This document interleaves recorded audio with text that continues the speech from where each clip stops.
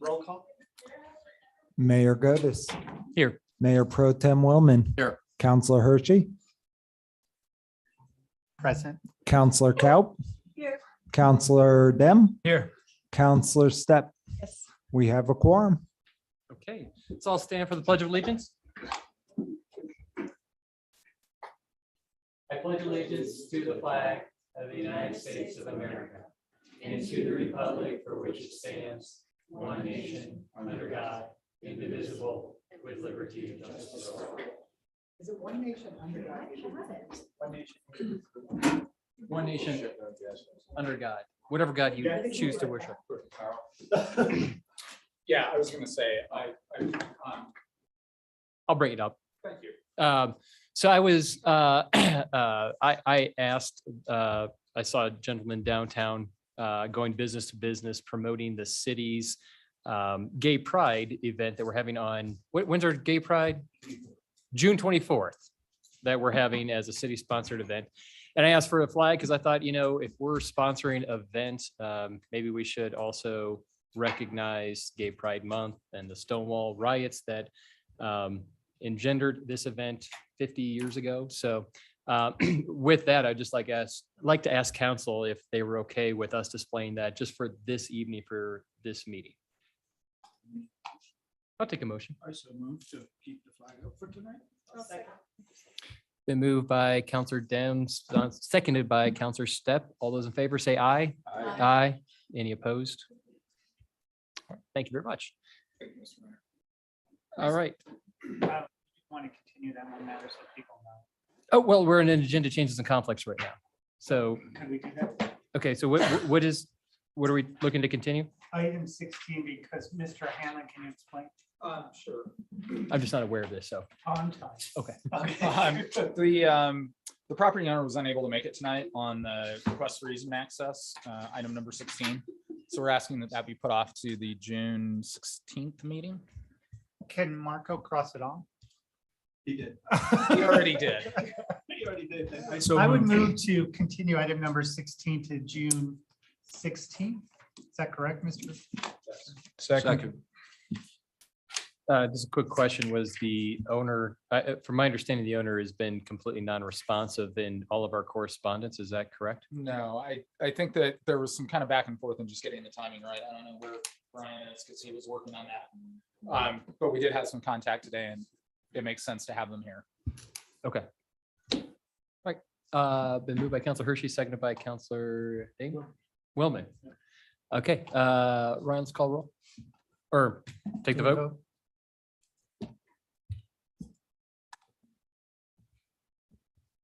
Thank you, Mr. Mayor. Absolutely. And you were right. It's one nation, indivisible. It's one nation under God, indivisible. Under God was added. Right, it was added, but it's. Motion before passes 5-1. Mayor Pro Tem Willman, yes. Mayor Godus, no. Counselor Dem, yes. Counselor Step, yes. Counselor Kaup, yes. Counselor Hershey, yes. Okay, next item is, where am I at here? Citizens only appearing before council for items not on the agenda. If it's on the agenda, we will take public comments. And if for some reason we don't, raise your hand, but I have Jeff Carlson signed up. Mr. Carlson, come on up. Please. Just give your name and address if you would, if not, if you live in city limits or not. Sure. My name is Jeff Carlson. I do not live in the city limits. I live at 53 Mariposa in Carbondale. However, I have been the owner of Glenwood Springs Ford since 1982. And I just recently sold the Subaru dealership. I'm here because in 1989, we dedicated part of Mitchell Creek to the city. And we have tenants there that we really don't care for. They're camping there. They are vagrants. We called the police and I did not call them firsthand, but it's my understanding that the Toyota store, as well as my general manager and partner, Steve Nielsen, talked to the PD and they said that there's really nothing they could do about it, that we needed to bring this before council. So I would like the record to show that we're bringing it before council. And I'd like the record to also show that I was the person that discovered the misfortunate Keith Wayne that was murdered behind the dealership. And I don't think that you'd want your employees or your customers to see what I saw and what I testified to in the Ninth Judicial District Court. And of course, Trevor Torreson was convicted of murder. And those are the people that live behind our dealerships in between the places. And I guess I'm just asking that you take responsibility for that, as well as the PD, or you ask the PD to get these people out of there and not be jeopardizing our customers. Some of you are our customers. I don't want them messing with your cars. I don't want them messing with our cars. And I really don't want to have them messing with our employees. I've had to ask, the best way for me to run them off is when they're out there drinking, sitting on the sidewalk. I just go over and say, do you know about the guy that got murdered here? And they go, no. I said, we got murdered here in 2018. And the guy goes, oh yeah, I heard about that. I said, it was right over here. I'm the guy that discovered it. I said, I don't think you ought to be here. And he goes, I think you're right. And they'll leave. But that's despicable. That's a despicable way to have to manage the deal. So I think it's incumbent upon you to deploy law enforcement, move them out of the creek. It's your property. And that's what I'm asking for tonight. Jen is not here. I thought Jennifer was going to be here from the Toyota store. And I was the last man standing and hurried in from golf to bring this matter before council and make the record. Any questions? Not on my behalf. Thank you, Mr. Carlson. I'm really, really sorry that you had to be the one to discover that. That really, that's terrible that you had to discover such a grisly scene. Carl or Chief Darris, this is city-owned property. What recourse, I mean, I know we've been through this a lot with a lot of other city-owned properties, but if you could explain kind of Sure. what our recourse might be, or Absolutely. noticing requirements or anything. So actually, I did speak with the general manager, maybe the new owner today. He called me, Steve. Is that it? Steve, yeah, he's my partner. Yeah, so he called me, I called him back. He was unavailable, so we're trying to reach each other. So we did have that conversation. A couple things. One, on city property, if people are there and they're set up or they're sitting there, whatever they're doing, I mean, they have a right to be in a public place. We just can't regulate or legislate where people are allowed to congregate. If they're camping or they're drinking or something like that, that's a different situation. And then you have the situation if they're actually established a residency there, then we do have to post that and give them the 72-hour notice, I believe is what we're doing. This is customary here in Glenwood Springs. 72 hours to vacate. So last night we sent a team of officers out there and there was nobody there on the graveyard shift.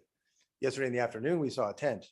So then the night guys went out there and followed up on that and there was nobody there at all. So they had vacated that property within a 12-hour period. So not to suggest that they're not there like you described. I think they probably are. But again, it's a matter of priorities and calls for service priorities, as you all know. We don't want that element impacting any businesses or any residents any more than anybody else does. We certainly want to move them along, but it's a fine line. And Mr. Hanlon can tell you about respecting people's, liberties and freedoms as opposed to interests of the neighbors saying it's unsightly. We just want to get them out of here.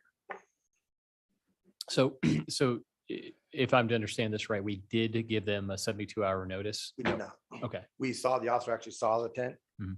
So he went back, had the nighttime officers go back out there and tell them, hey, you can't be here. Well, they were already gone. Typically, we would give somebody a 72-hour notice when they've established some type of residency there, permanency at some location that's city owned or city controlled. That did not happen here because they were already gone.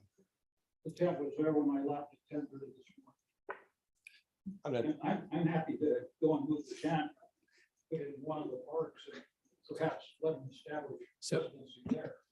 We so- have a School right next. So if you're going to address, I'm sorry, Mr. Carlson, if you're going to address this, you need to use the microphone. But to that point we can't, this is my ignorance, but can we not just post, an eviction notice on the tent? We have to actually serve the person directly? No, you're correct. We can. We just, whether they're there or not, we post a sign that's most conspicuous to the person on the tent, Yeah, on a okay. fence, on a tree, whatever, that we think that they're going to see it when they come back. So we've done our due diligence in posting it, whether or not they choose to see it or honor it is a different story. And has that been done? It has not been done because like I said, when the officers went out last night, there was nobody there. There was no tent there. I So got you. Okay, if there sorry. was a tent there this morning, whatever, I don't know if they've come back. I wasn't there. I'm just giving you the information that's been given. Any other? Yeah, the only thing I would say is that I think Chief Darris is pretty accurate in the limitations post Gilbert v. Arizona in terms of how we manage city-owned property, public property. Certainly, we have regulations against camping on city properties. You know, obviously drinking in public, there are regulations around that. You know, we can't regulate which types of people can be on city property. And that is really, I mean, it is an ongoing struggle that not only this community struggles with, but every community struggles with in how to deal with these issues. You know, you can go back to, you know, the prior police chief and I in this room having the same conversation over different areas and struggling going back to the early 2000s with this issue. After Gilbert, we are pretty limited on what we can do. And it's as the chief described. I know this has come up before with council discussions, but if we set aside a safe camping space kind of thing, can we direct people to that area? Yeah, absolutely. And really in a lot of ways, that's kind of what we've done is that we have, not that we've set up a safe place, but in the concept that there are places that are appropriate for, you know, and the concept under Gilbert is this idea that the public has a right to rest on public property, right? And so in that context, a lot of communities are creating specific areas and managing those for the homeless population, which is increasing and continues to increase across the country. And the current economic conditions are not going to make that any better. So that is an option certainly that the city could look at. You know, when we were looking at how we were regulating downtown, we had a discussion around that, you'll recall, and you guys decided at that time not to move forward with a designated area, but maybe it's something that you want to revisit. And that wouldn't absolve our duty to still post a 72-hour notice. No, we've been doing that pretty much pretty consistently so that people know that they need to be moved along. They know we're coming back. I think in most instances, we're relatively successful with that. There are some that just abandon the campsite and then you wind up cleaning it up. But we try to be as fair-minded as we can in that. Particularly on public property. We hear this a lot, but it turns out it's on private property. So the city applies a little bit of persuasion to those property owners to clear those camps out for obvious reasons, much like what we've seen up by the Walmart property. But where I completely agree with Mr. Hanlon that we have had pretty good success anytime this has come up on city property for sure. Yeah, Jeff, I just want to kind of comment to you. I appreciate your frustration and you may be hearing it here. We have the same frustration and what regulatory authority we have. It's not we're ignoring the issue and or you. It's we have limitations on what we can do under the United States Constitution, and which is it is what it is right now. That's the way the law is set. So we have to obey by the law. We would get sued by the ACLU or something like that. So we'll do the best we can and keep letting the chief know when you see things, but we'll try to do what we can, right, within the limits of our law. So. He was first to know when Keith Wayne was. Sir, Mr. Carlson, if you're going to give comment at all, I'm sorry, I'm just going to ask you to step up. I know it's annoying, but the public would love to hear what you have to say. No, thank you, Councilman Willman. Fortunately, that morning I was in the office and the girl said there is somebody laying in the bushes. And I went out and discovered all that. And we had already been trying to get the vagrants off the creek. And it's okay. I mean, how many murders have been in Glenwood? Well, I know of one. And I was the guy that got to testify to all of that. I'm just asking the council to direct the PD to go absolutely as far as they can, because things got out of hand that night and they can happen again. Fortunately, and this is cruel, but fortunately it was homeless on homeless. But I was fearful that morning that it was one of my employees. They sleep in our cars. It's a pain. Thank you. Tony, did you want to say something? Just real quick. Yeah, please. Mr. Mayor, I did talk to Ms. Cab just briefly, and I was talking to Mr. Hanlon. As you know, I'm very sympathetic to this situation, but the case that Mr. Carlson had to testify in, it's in my office. I saw the pictures. I watched the testimony. It's just horrific. And this is a major public safety issue. And as Mr. Carlson said, there's a school right there. Well, there's 2 schools right there. So, I mean, I think if it's a matter of just more policing and addressing, I don't think an incident like this, there was a lot, this was an incident that happened. If they hadn't been there, obviously it wouldn't have happened. But if there's more police presence, I always think it could be more helpful. I know it's a limited resource, but this was really serious. Yeah. Okay, thank you. Deborah, do you know if the Glenwood Housing Stability Group is coming? Are they on the schedule yet?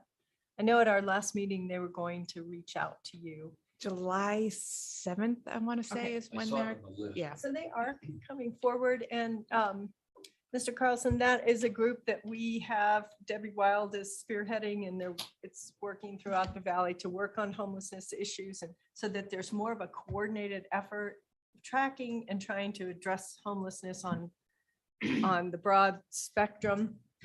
And I think that goes hand in hand with being able to enforce, but also having programs in place that can keep people from becoming homeless and keep them from and get them out of homelessness if they're willing to work on that. So that's a time with that group coming back. I'd like to have us talk about, maybe revisit that issue of a safe outdoor space or other options. There is funding coming down the pike at the state level and more funding from the federal level. So there might be funding to actually get some of these more programs in place and more options so that we can see fewer homeless on our streets.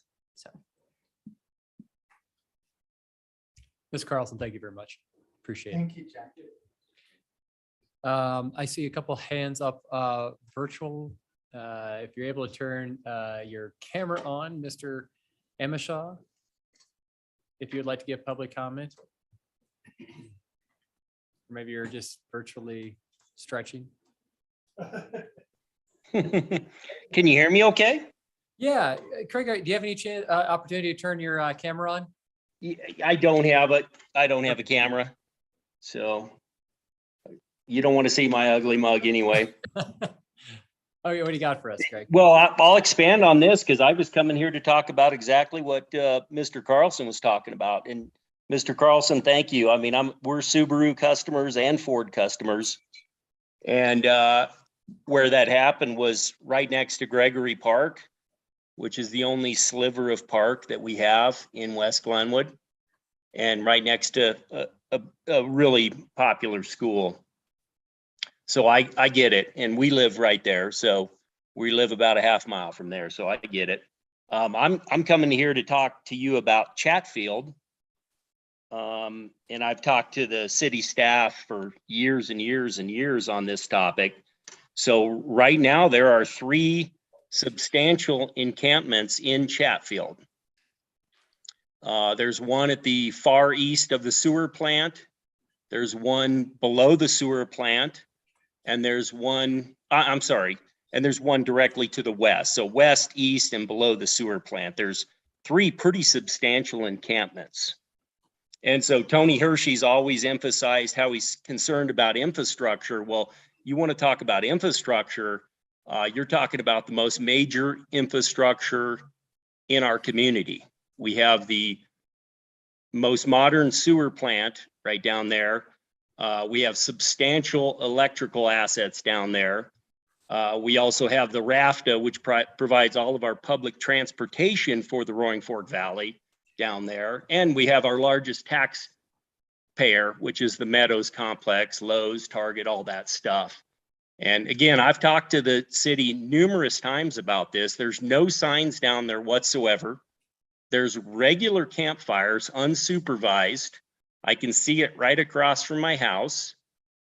I realize there's BLM property down there and City of Glenwood Springs property, but you do not want a substantial amount of people camping down in that area. It is a significant hazard for the City of Glenwood Springs. And if you want to talk about unhoused people, talk about not having sewer and electric for the majority of the city of Glenwood Springs. And then you're talking about a serious problem. And nothing's been done. There's no signs posted whatsoever. And there's 3 substantial encampments down there. And I realize it's a serious problem. I support safe outdoor spaces, but Chatfield is not one of them. In addition, you have one of the most iconic eagle's nest in the entire community, or the entire Roaring Fork Valley for that matter, right there. And it is one of the only areas where wildlife can get access to the river unfettered. So I would ask that somebody put a couple signs out there. Thank you. Thank you, Mr. Michelle. Mr. Shuey. Oh, you have something? Thank you. Thank you, Mr. Amershaw. Mr. Schutt, you're next. Joe. Can you hear me? Yes, sir. Hey, Joel Shoot, 111 2nd Street. This is probably less of a serious matter, but I live near the intersection of Laurel and Linden and 2nd. And, you know, as the summer months come by and we have lots of tourists with their 40-foot RVs, a lot of people don't know that they can just drive through on Linden. And so they try and turn around 30, 40-foot RV on that 3-way blind corner down here. I really hate to suggest that we put another sign somewhere, but I just wanted to bring it to your attention as the summer months come. I know, like, as a couple of years ago, before the COVID and the canyon were closed, this roundabout down here every Saturday was pretty much blocked for 2 hours. And so, you know, even though selfishly I don't want people turning around on this corner, the street of Laurel and Linden are pretty important for the entire neighborhood. I actually witnessed on the New Year's Eve storm this last year, I stopped a guy from backing into a fire hydrant. He was about 1.5 inches from knocking it over with his 30-foot trailer. And so we would have been dealing with a blizzard and you know, a water main breakage. I've seen them almost take out my neighbor's wall. I've seen them almost take out the mailboxes, the signs. They're pulling in private driveways. I mean, I really hate to suggest putting another sign, but I was wondering if you guys could consider putting just like a through street or no turnaround zone. It just kind of it's going to start affecting the whole neighborhood as the summer goes on. I'm guessing that the traffic's just going to get worse and worse on weekends. So anyway, that's all I had to say. And yeah, thanks for hearing me. Thanks, Joe. All right. Is there any other public comment? Either online or in person? Okay, with that, I'll entertain a motion to approve the consent agenda. So moved. Moved by Shelley, seconded by Marco. All those in favor say aye. Aye. Any Aye. opposed? Motion carries unanimously. All right, item number 11, airport board appointments.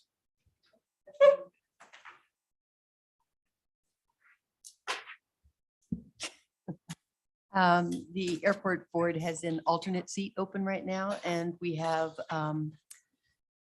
applicant Joe Mueller, who lives in the 81601 zip code area and is eligible for this vacant alternate seat. We have no other board member that's outside of the geographic area of the city of Glenwood. So he is okay to be in this spot, and I move that we appoint Joe as an alternate on the Airport Commission Board. A second. Motion. Been moved by Counselor Stepp, seconded by Counselor Cow. Cow, thanks. Trying to be so formal, but I said, Shelley, Paula. Paula or maybe Ryan, who is the person that is being replaced? Because I thought Sean, Sean. Sean moved up. I think it's Sean. Sean Thomas. Yes, Sean Thomas moved up. He was the alternate. And when there was a vacancy, he took the vacant spot. And Sean is a resident of the town of Glenwood. So, I see.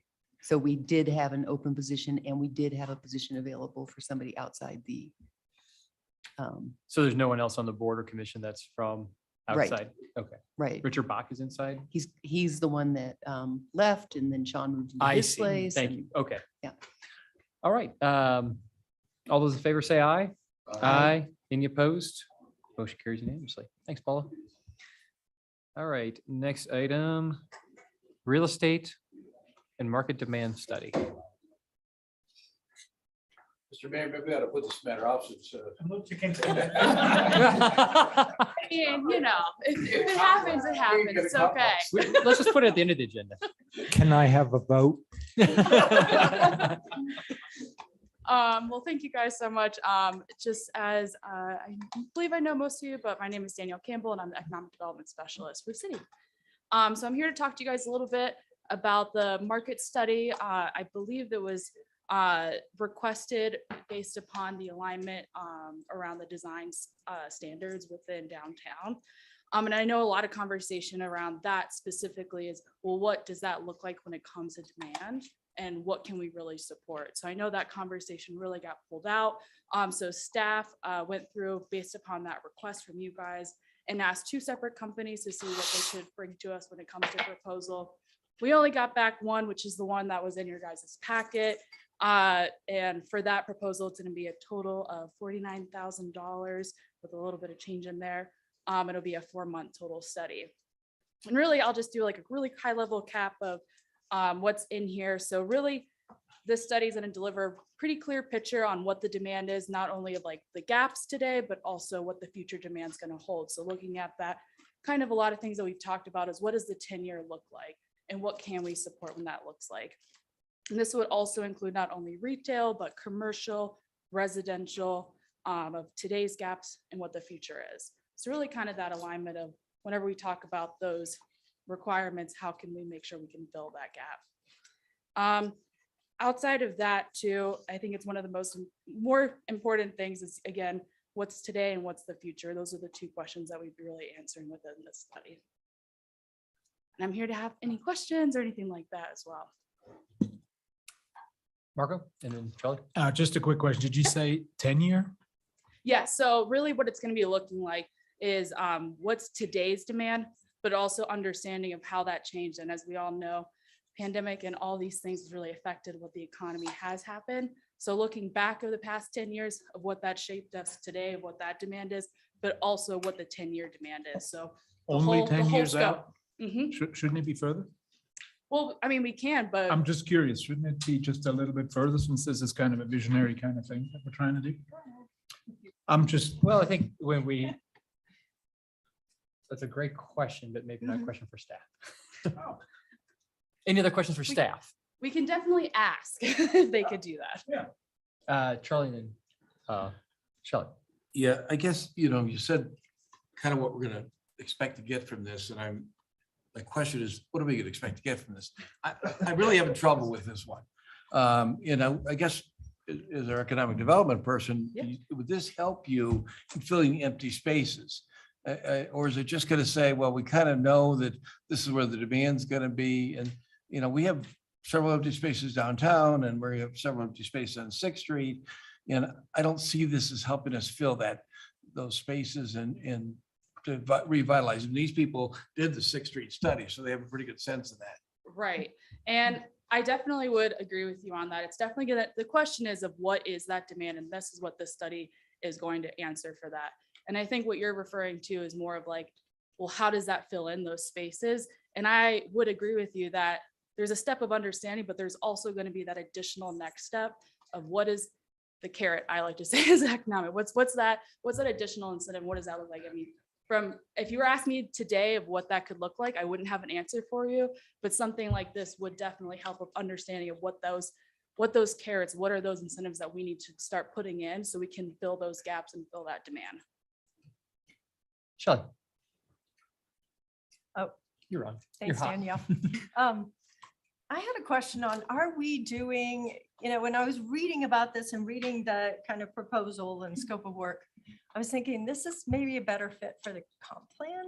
Are we doing any economic study in concert with the comp plan as part of that, or?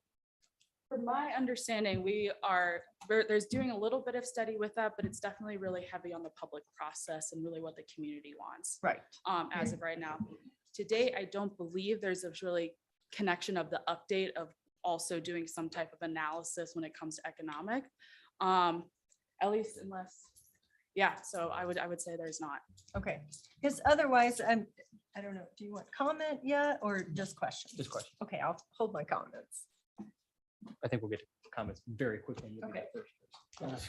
And you might have said this and I missed it. I mean, this is in response to, I think, you guys asking us to bring this back. So I don't think anybody's feelings will be hurt if we don't move forward with it. Okay. Does anybody from the public have anything to say on this? Oh, okay. Is that a question? Sorry, Paul? That was a question. Okay. May- Yeah, yeah. Thank you. Well, knock yourself out. That's all right. Danielle, I read this for the first time when it was going to come before council last time, and I read it again this time. I was a little more appreciative of it, but I'm a little bit like Charlie, and I'm a little bit, some of this feels like studies that we've been doing, and I really, is there some way that, I'm gonna look at the housing part in particular. I just feel like I've seen study and we've had discussions and where are we at housing, where are we gonna be in 10 years? And if I was looking for what's filling retail space, I understand that's a component of that. But I'm concerned that this particular proposal is covering things that we already, I don't want to say, we already know, and so what's the purpose of revisiting what we know when we're looking for something new? And I would just respond with that is having for the housing study specifically, something that was accomplished in 2019.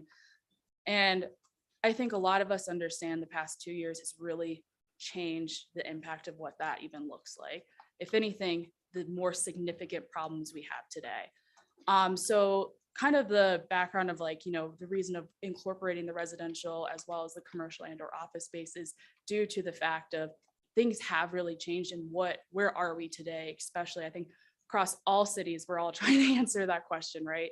And so that's really the background behind doing something more, maybe more holistic and looking at all the different factors that play into, especially where we've all been changed in the past 2 years. Because if anything, problems are still there. They've only increased.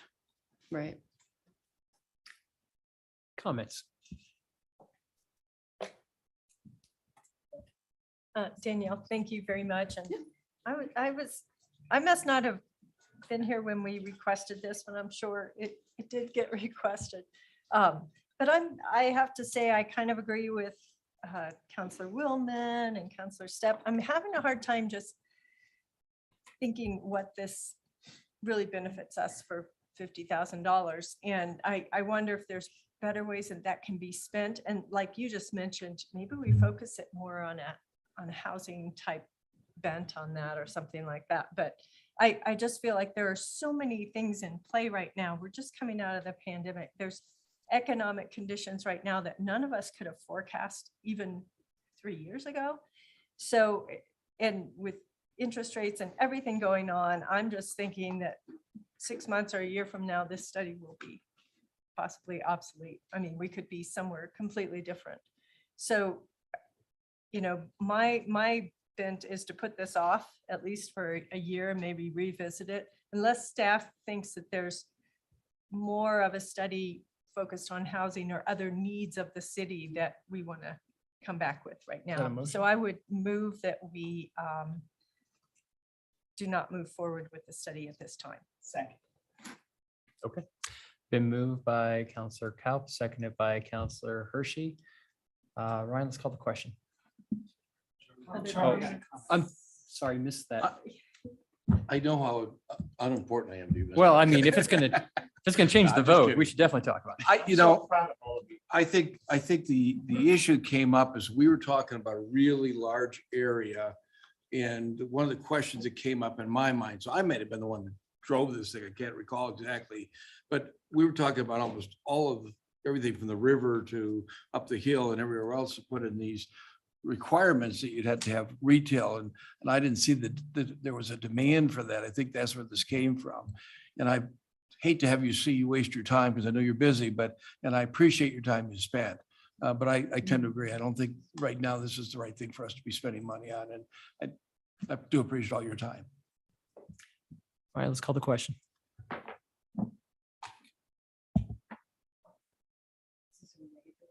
No, it's yes to say no. That sounds familiar.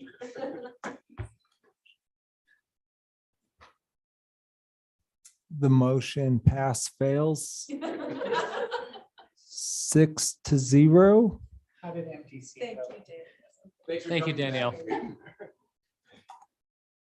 Well, I guess we really could have handled that at the last meeting in 10 minutes. Marco, could you cross that off? Absolutely. All right, item number 13, airspace study options for enhancing airport safety. Let's bring this one in for landing. Wow. Oh, that's a crash and burn. Sorry. I'll take off. Come on, that's fine.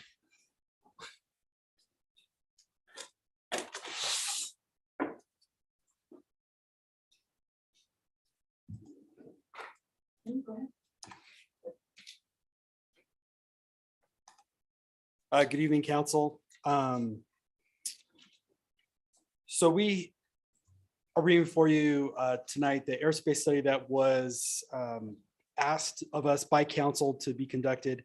It was performed by Jacobs Engineering for the Southbridge project, looking at whether there would be significant obstruction additions to a shift of the runway to the north.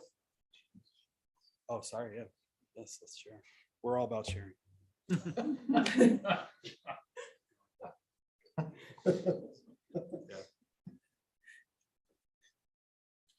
Somebody wasn't an only child.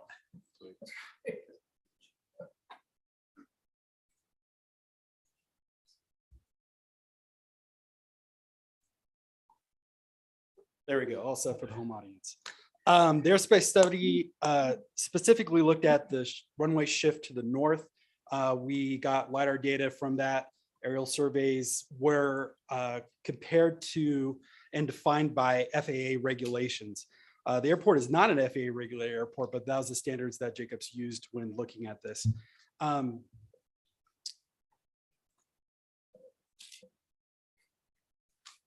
We had, and I'll kind of cut to the chase here a little bit with it. So we had a total of 486 obstructions with 212 potential obstructions found on runway 14 and 353 obstructions with a potential of 163 obstructions found on runway 32.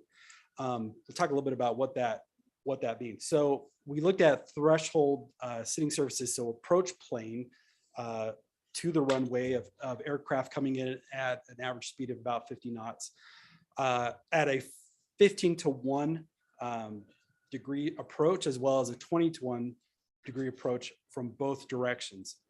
And looking at that ceiling of any obstructions that pass that FAA regulated ceiling height. That is how we get with the 486 obstructions. Now, a couple things to note with this is, like I said, this was defined by FAA regulations.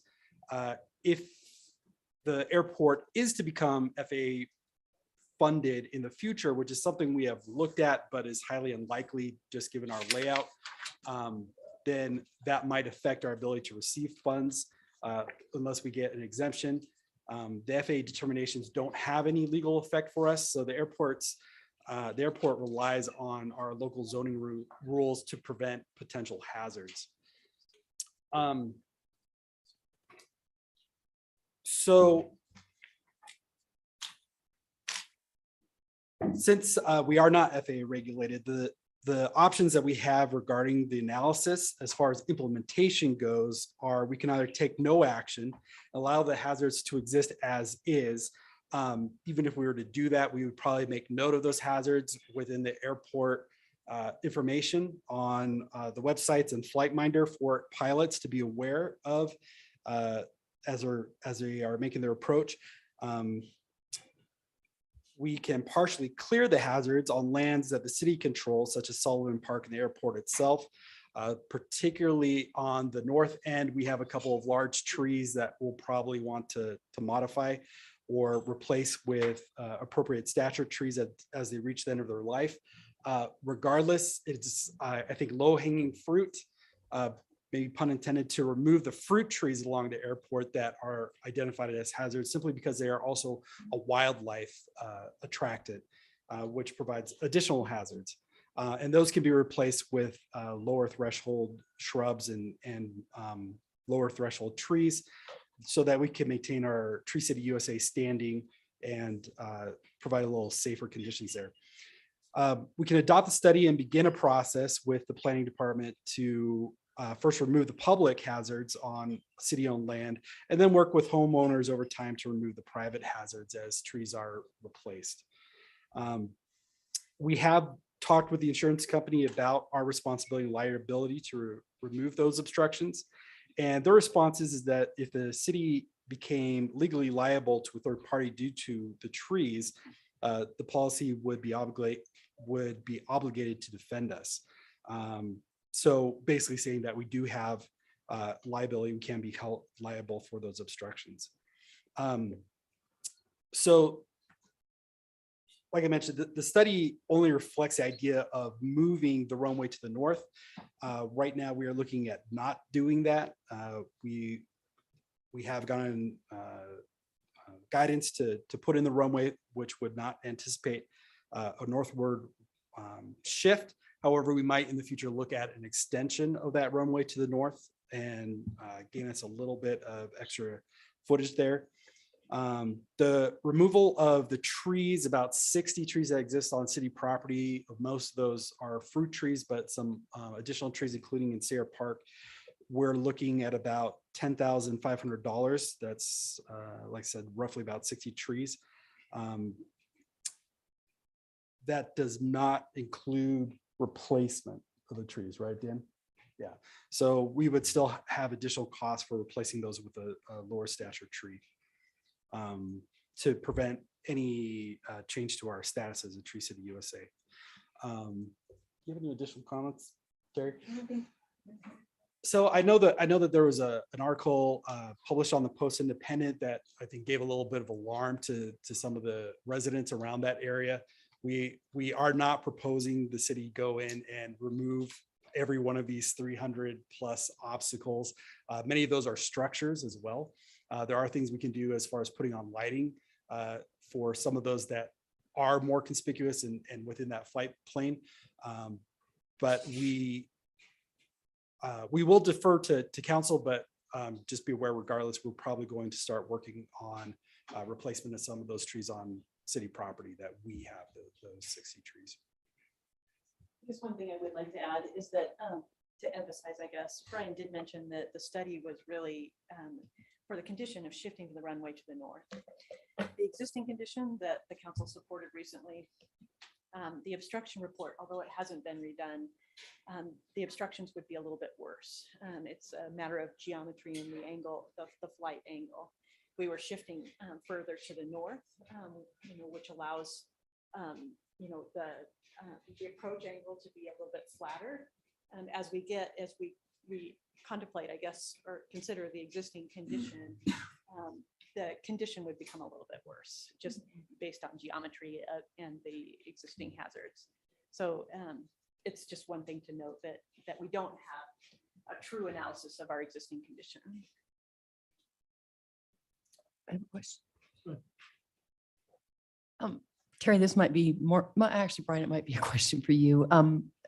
It seems like there was some kind of comment during an airport commission meeting that most pilots land and take off in one direction, which I think was Yes. the south side of the airport. How does that impact this? And is there a way to regulate that they could only take off and land from one end of the airport? Well, there are going to be certain conditions and times when an approach from the north and takeoff from the north is preferable. That's pretty rare though. Like I said, most do approach and take off from the south. They're not having to fly over residential, and the approach is a little more clear. There's a little bit of airflow variation that comes up from the river on the south, but it's still the preferable route. Now, with that, a southerly approach definitely has a lot less of those hazards. Like I said, we had about 150 less hazards on that southern approach than the north approach. And of course, we haven't had the study to move it to where it is in place, so we don't know that completely yet. Okay, thank you. Oh, and you said removal of some of the trees in Sarah Park? Are there trees? Sullivan. You said solvent. Okay, I was misunderstood you. I was like, why? Sarah Possible I Park? said Sarah. I meant Sullivan. Yes. Okay, thank you. I was like, what? That's near the line. Relatively, it's all relatively near the earth. Thank you. Brian, are we in taking out the fruit trees? You said it's about 60 trees. Yes. It's a lot of trees. Does anyone harvest the fruit? Are they, Bears do. are they healthy trees? I mean, are they, because if fruit trees aren't kept up, they kind of tend to just get scraggly and. they No, don't we produce anything. No, we do not provide pruning for optimal fruit growth, I believe, so. Unfortunately, most of the apple trees have light, sorry. Okay, Most of the apple trees suffer from light. they are. Okay. So they're, which unfortunately for apple trees, the only way to take care of it is to remove it, so. so they're not super healthy trees anyway. And are we? Beautiful in the springtime when they bloom, but Right, right.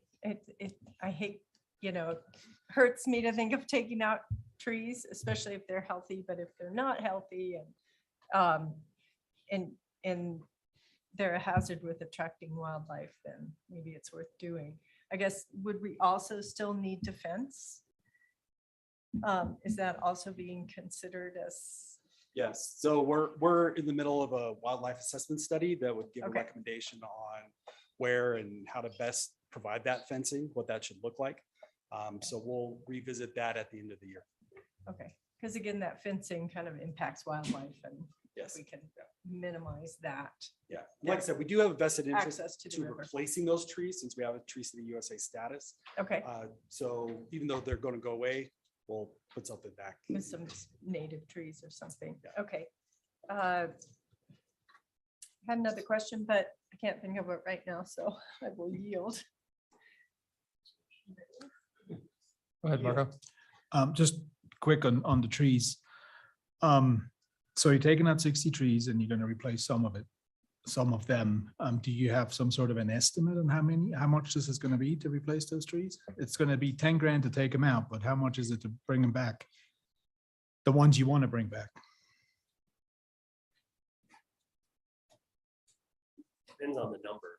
It Right. really does, and the size and stature of trees that we want to replace this with. So that could be 250 to 400 a piece.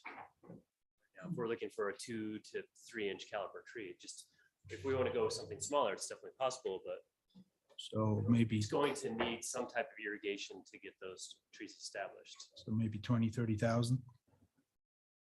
Somewhere there, maybe. Just a rough estimate. So it's a Yeah. total of about a $40,000 job. Yeah, and we have 10,000. We have $50,000 budgeted in our parks budget for tree replacement. Okay. We're looking to up that just to help with street trees and our discussion that'll be coming to council, but we do have the funding already in place for that. Okay, excellent. Thank you. I remembered my other question, and I think it might be more for Terry. In the write-up, you talked about the $5,000 to kind of revamp the study for the existing conditions. Do you feel like it's necessary, or can we primarily work with what we have right now, what will that really buy us, the 5,000? Is it? I mean, I know there's a little change of the geometry, but Honestly, I think it depends on the council's assessment of the hazard. We recognize it, I guess, from an engineering standpoint as a hazard. And we've given you some options, including no action.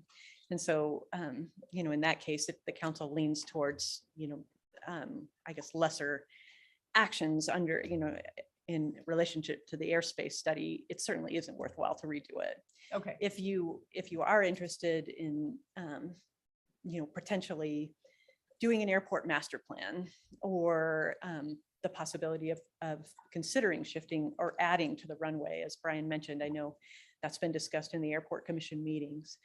Then yes, it's worthwhile.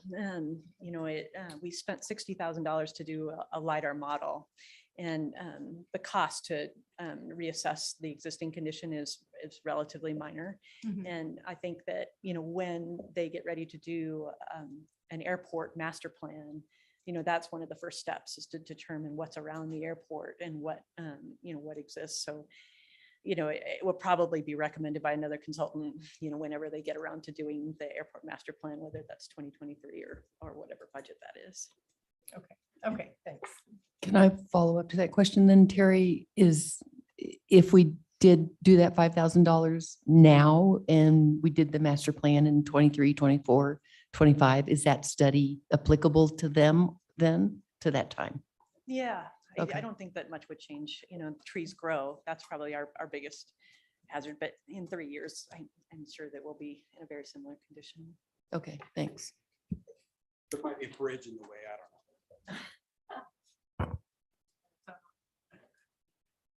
Any other questions? Okay. Is there anybody from the public that'd like to comment? Sorry, Charlie, do you have a comment or a question? No. Comment, okay. See nobody from the public? Did I see somebody from the public? Ms. Stanfield?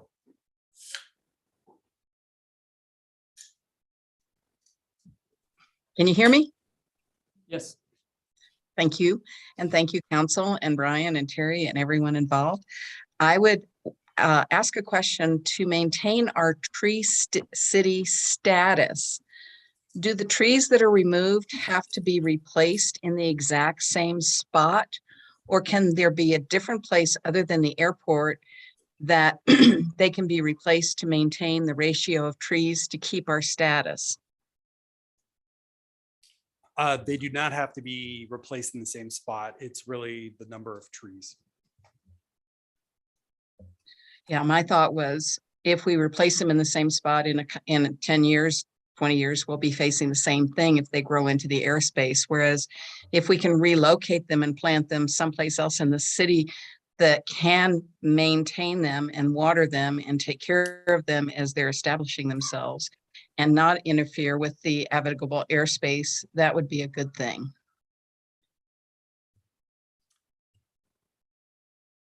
Okay, thank you, Ms. Stanfield. We'll bring it back to council now for a motion. Could I ask a quick question? Is there any difference? None of you are arborists, right? But like, oh, I'm sorry. The difference between like a small tree rooting more quickly or a bigger tree, Brian, maybe?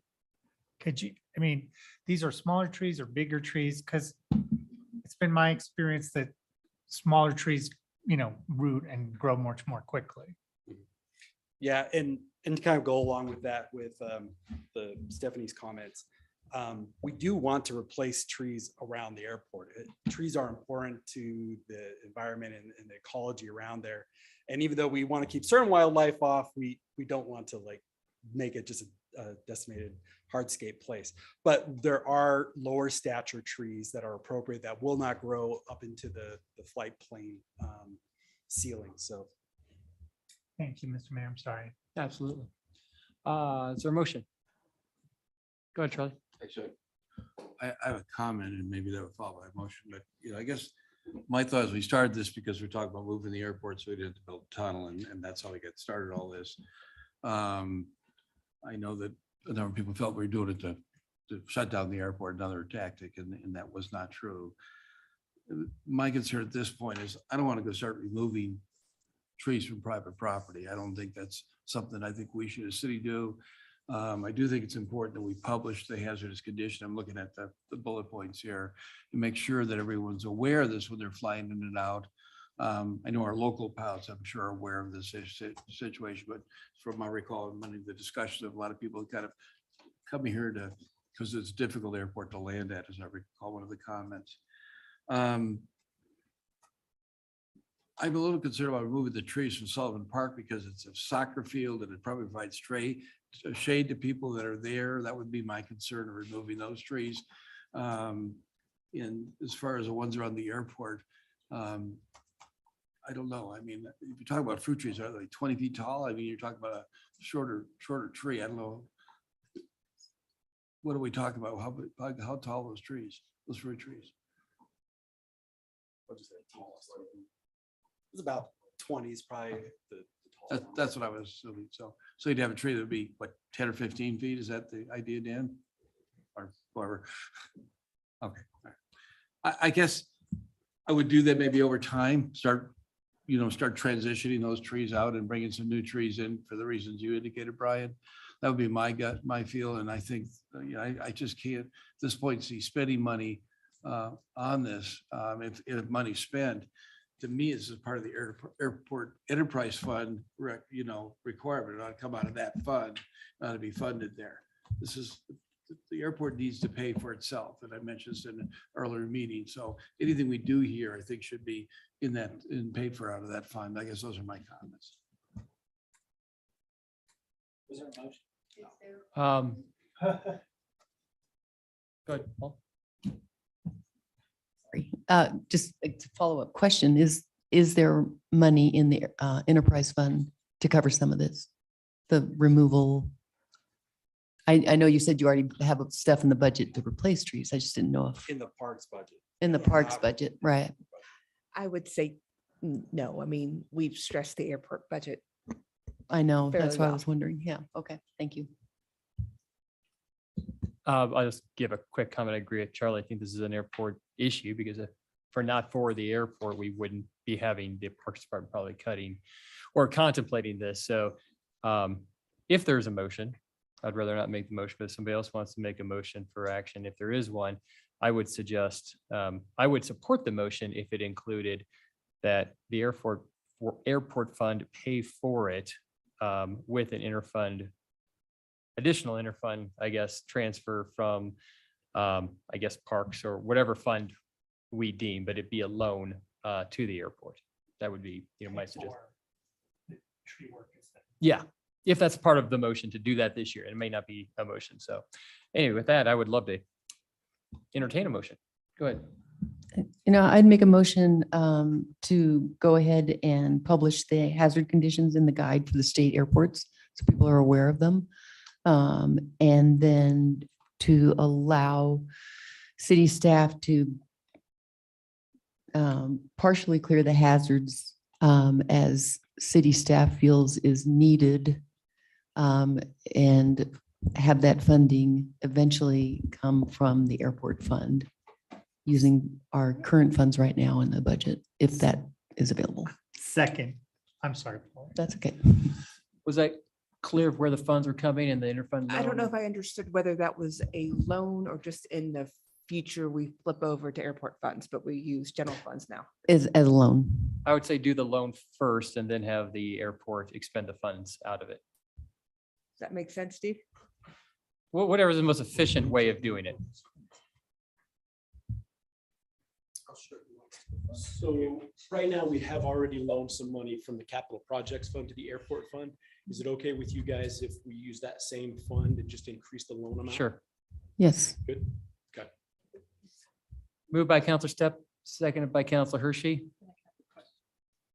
Yes. Can I ask for clarification on just, so we talked about removing the apple trees or fruit trees along the airport.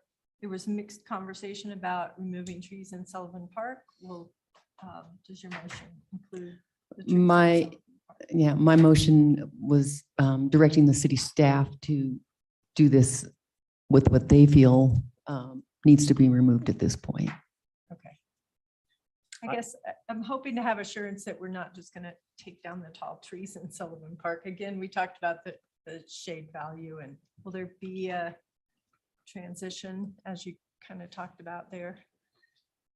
Yeah, I guess it's gonna have to take some discussion. We're deferring to council, so council deferring back to staff. We don't Okay, necessarily. right. So I'd like, could we see a plan on Sullivan Park? Because I just don't want to have the neighborhood up in arms, that there's some beautiful mature trees out there, and to go at, maybe a transition 1 or 2 a year over 5 years or I something. mean, you took out a Russian Something, olive but- on 3 Mile Creek a couple years ago, Brian. I know you were out there personally with Right. the chainsaw taking out my Russian olive. That was a wonderful shade tree. So I would say if you could maybe for the sake of this conversation, just focus on the airport property fruit trees and exempt Sullivan Park. That would be, at least for now, I think that would. I can amend my motion to say, start with the fruit trees at the airport. Yeah, and I'd recommend that we vet That's good. any implementation plans through both the airport board and the Parks and Recreation Commission. And Okay. are you thanks, good if they Brian. both give the head nod Yeah. on Yes. that with public comment period to go forward with that? I knew we'd find somebody to pass the buck to. Absolutely. I don't think we're not planning on just, waking up tomorrow and the trees are gone. Okay. Can I have one? And Paula, I just missed the first part of your motion. There's 4 bullet points on here, and I would like them to publish the hazard conditions in the guide for the state airports. That's what I thought. I just want to make sure I heard it correctly. Ryan, let's call the question.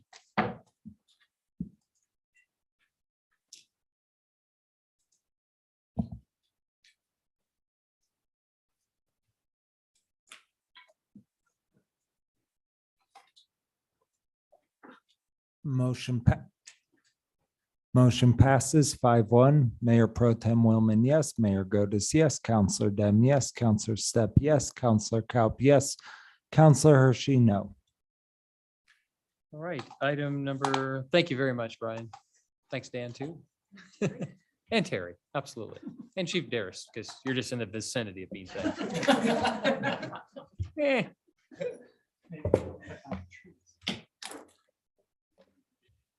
Item number 14, Glenwood Meadows Street discussion. I have a quick question to council before I start going here. Do you want me to bring the exhibits up on Zoom so that everybody can see them? Because I would have to log in real quick if you would want me to. Exhibits being the photos of the streets. Yeah, there was 3 different draft options for what was going to get replaced, what was concrete, what was full removals, those kinds of fun things. If you want to step through them one by one is kind of your preference, or if you want to just chat about it. If we could just look at it, that'd be helpful, because I was having trouble getting the upload because of the size. Yeah. Is that gonna take you a long time? I wouldn't think so.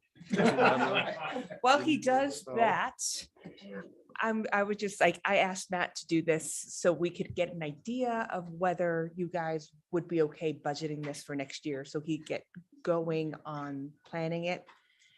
So it's kind of an unusual request. I'm not asking you to budget this year. I'm asking you to say, yes, please put this in the draft budget for 2023, just so we have certainty. I'd make that motion. I'll second. There's been a motion and a second. Do you want to go log in? Are we gonna let him off that easily? I don't know. I mean, I was writing a note to myself, what was the motion? But the motion is to put it in the budget. I mean, does any, Budget for next year. I mean, I kind of made that flippantly, but quite honestly, does everybody think that this is worthy of budget consideration for 2023? And if so, do we really need this? Yes. Yeah, sorry, Paul. Yeah, my only question that I had out of this was, Stop logging in. what are the other street priorities? I just, we're looking at this one street, and I don't know what other priorities Matt has on the schedule. Well, we're just considering it. That's true, but if that becomes a budget item, then something else is getting bumped off. Matt, would you like to talk about that? I think I was asking for commit to, this is something we will do next year because it's 25% of our tax base. So I would like to see the Okay. presentation and for the benefit of the public that we have huge amounts of people watching. Well, I agree with Paula. I wasn't know what we had. There are 8. That was, Yeah, Yeah, I don't mind bringing them up. I am logged in. I apologize for that. I would want to kind of answer Paula's question a little bit. I think that the purpose of this conversation is, yes, it is 25% of the city's tax base. And those roads are falling apart at an exponential rate. They're only in essence 16, 17 years old, and they look like they're 40. For many, many reasons, which I will not go into at this point. But the plan is to significantly just remove and replace everything out there. I will bring up what I'm talking about, and we can do all of them, or we can just go through one and kind of show you. And then also a huge part of our residential population that's growing. It is starting to become a huge part of the residential population. I understand all of that. This is like, we had this list from Matt and it was like, well, what's moving down the list now? That's what I'm curious That's a about. great question. I have that question too. Absolutely nothing. Yeah. So nothing is moving down the list. We're still taking all of street tax that we have and using it to do projects within that list. Once again, the street tax question will come up. We'll never catch up with the list with the street tax as it sits now. I don't care if you give me $3.5 million, that's 1 year of street tax. Okay, the list becomes 1 year shorter and it's 20 plus years long at this point. So these are on the list.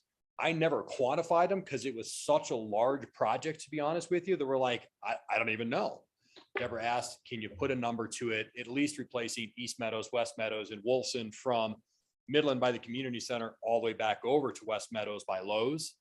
And then Wolfson beyond that is not in terrible shape. There's some projects coming in that could probably help us with some fixes up there and those kinds of fun things. So we're basically looking at what is the issue with the roads as they exist today, which we all know that they're falling apart, they're sinking. You go over box culverts and all of a sudden you drop 9 inches. I wonder why that is, and there are fixes that can be done fairly simply, but they're all massive.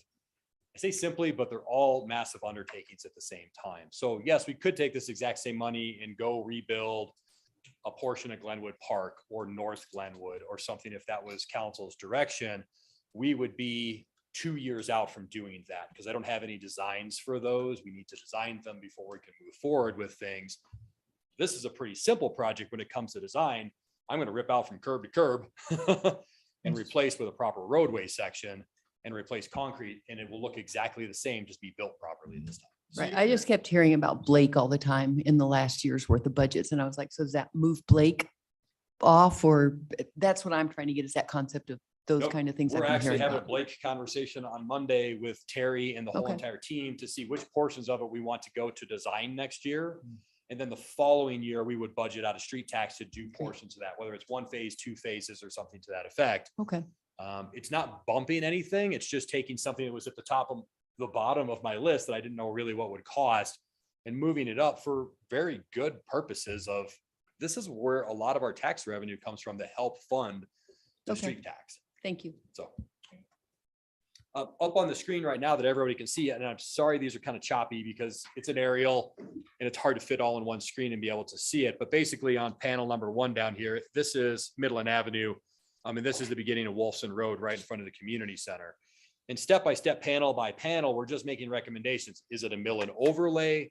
Is it a complete replacement of the roadway?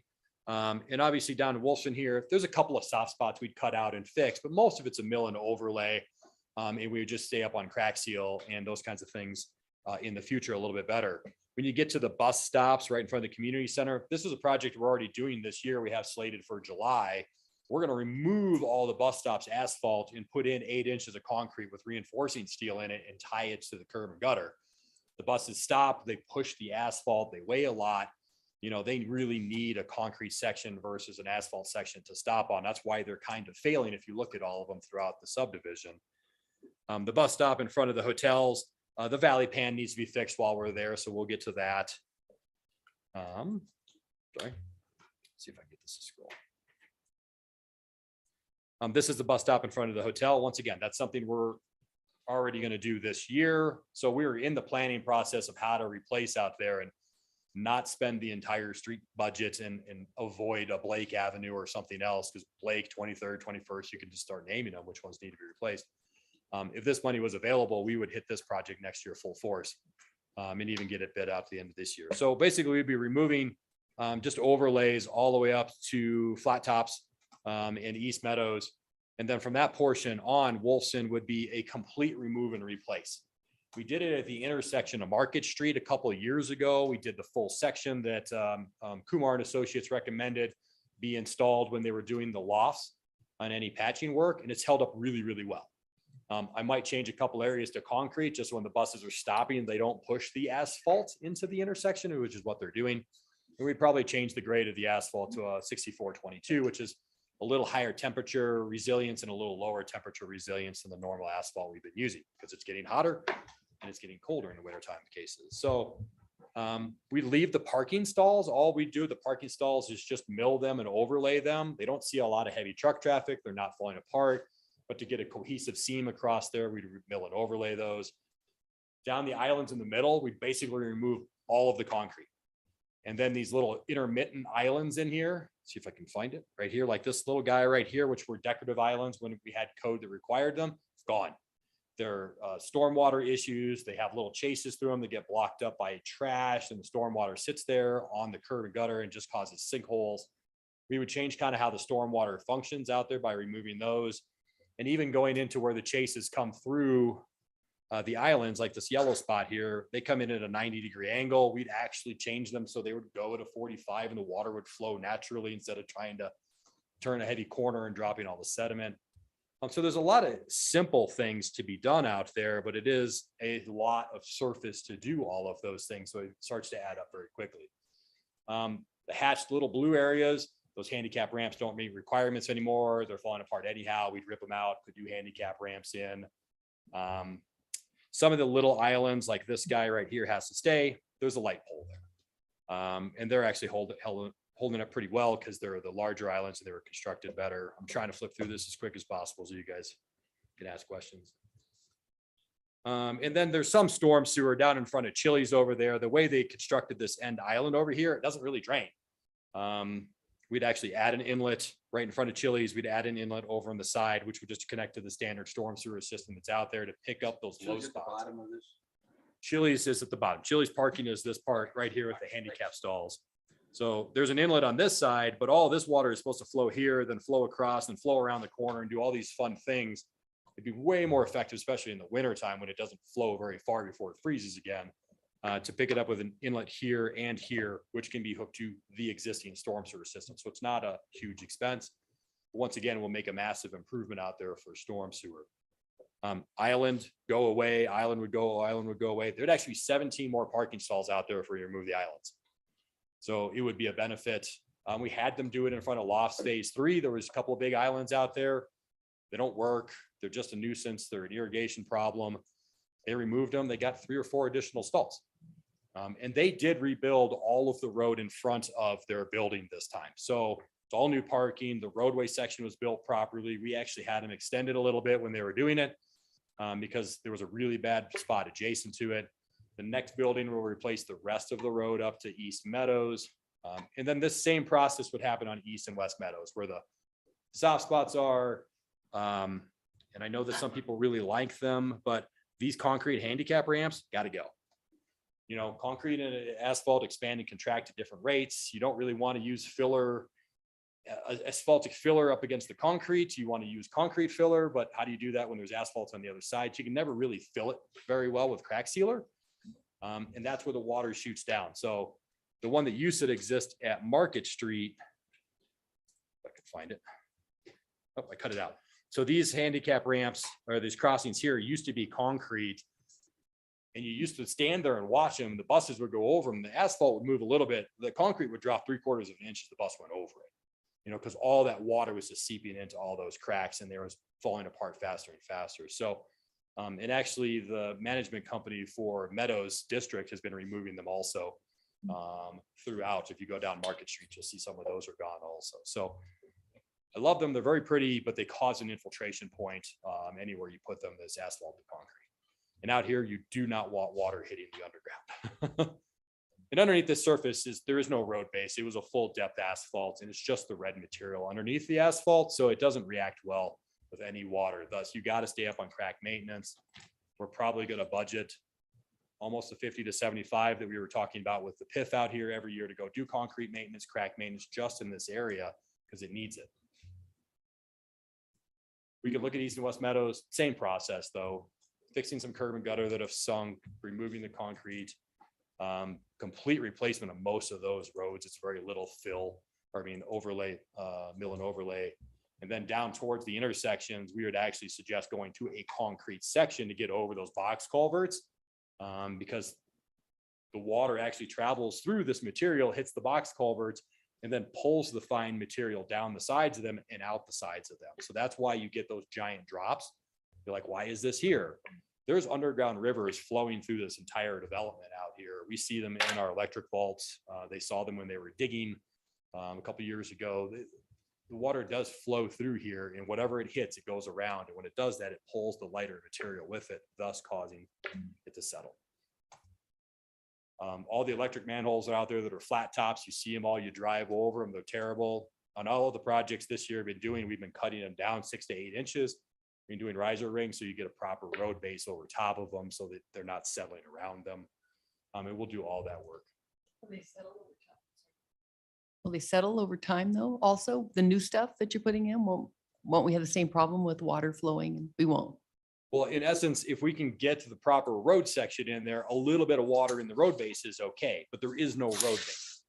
So moisture in the road base is fine as long as you don't have too much, but as long as we stay up on the crack ceiling, which I'm saying is a 100%, usually we crack seal here, kind of thing all over town to stay up on it.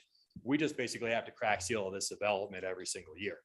They do the same thing in the parking lots also. And you saw they mill and overlaid them a couple of years ago. They're not that old, but they had the same problems we do with the roads. They just don't have as much heavy truck traffic on a continuous basis in a parking lot because all the trucks go around the back, and that's falling apart back there. You just don't see it as much.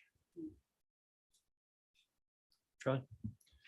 So Matt, I'm looking at the staff report, and I forgot the part of the money was coming from the stimulus money and that. So of the 1.1 million, the part that comes out of the street tax fund, it said it would, the report says you'll leave enough money to fund a couple of projects in 23.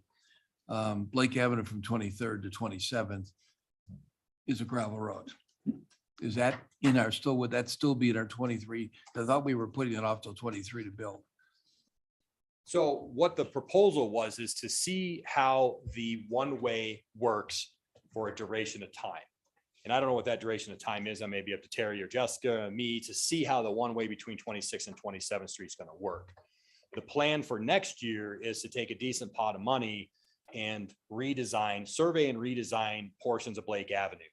In my consideration, that's from 13th Street to North Highlands, and then from 21st Street all the way to 27th Street, including 23rd, 24th, and 26th.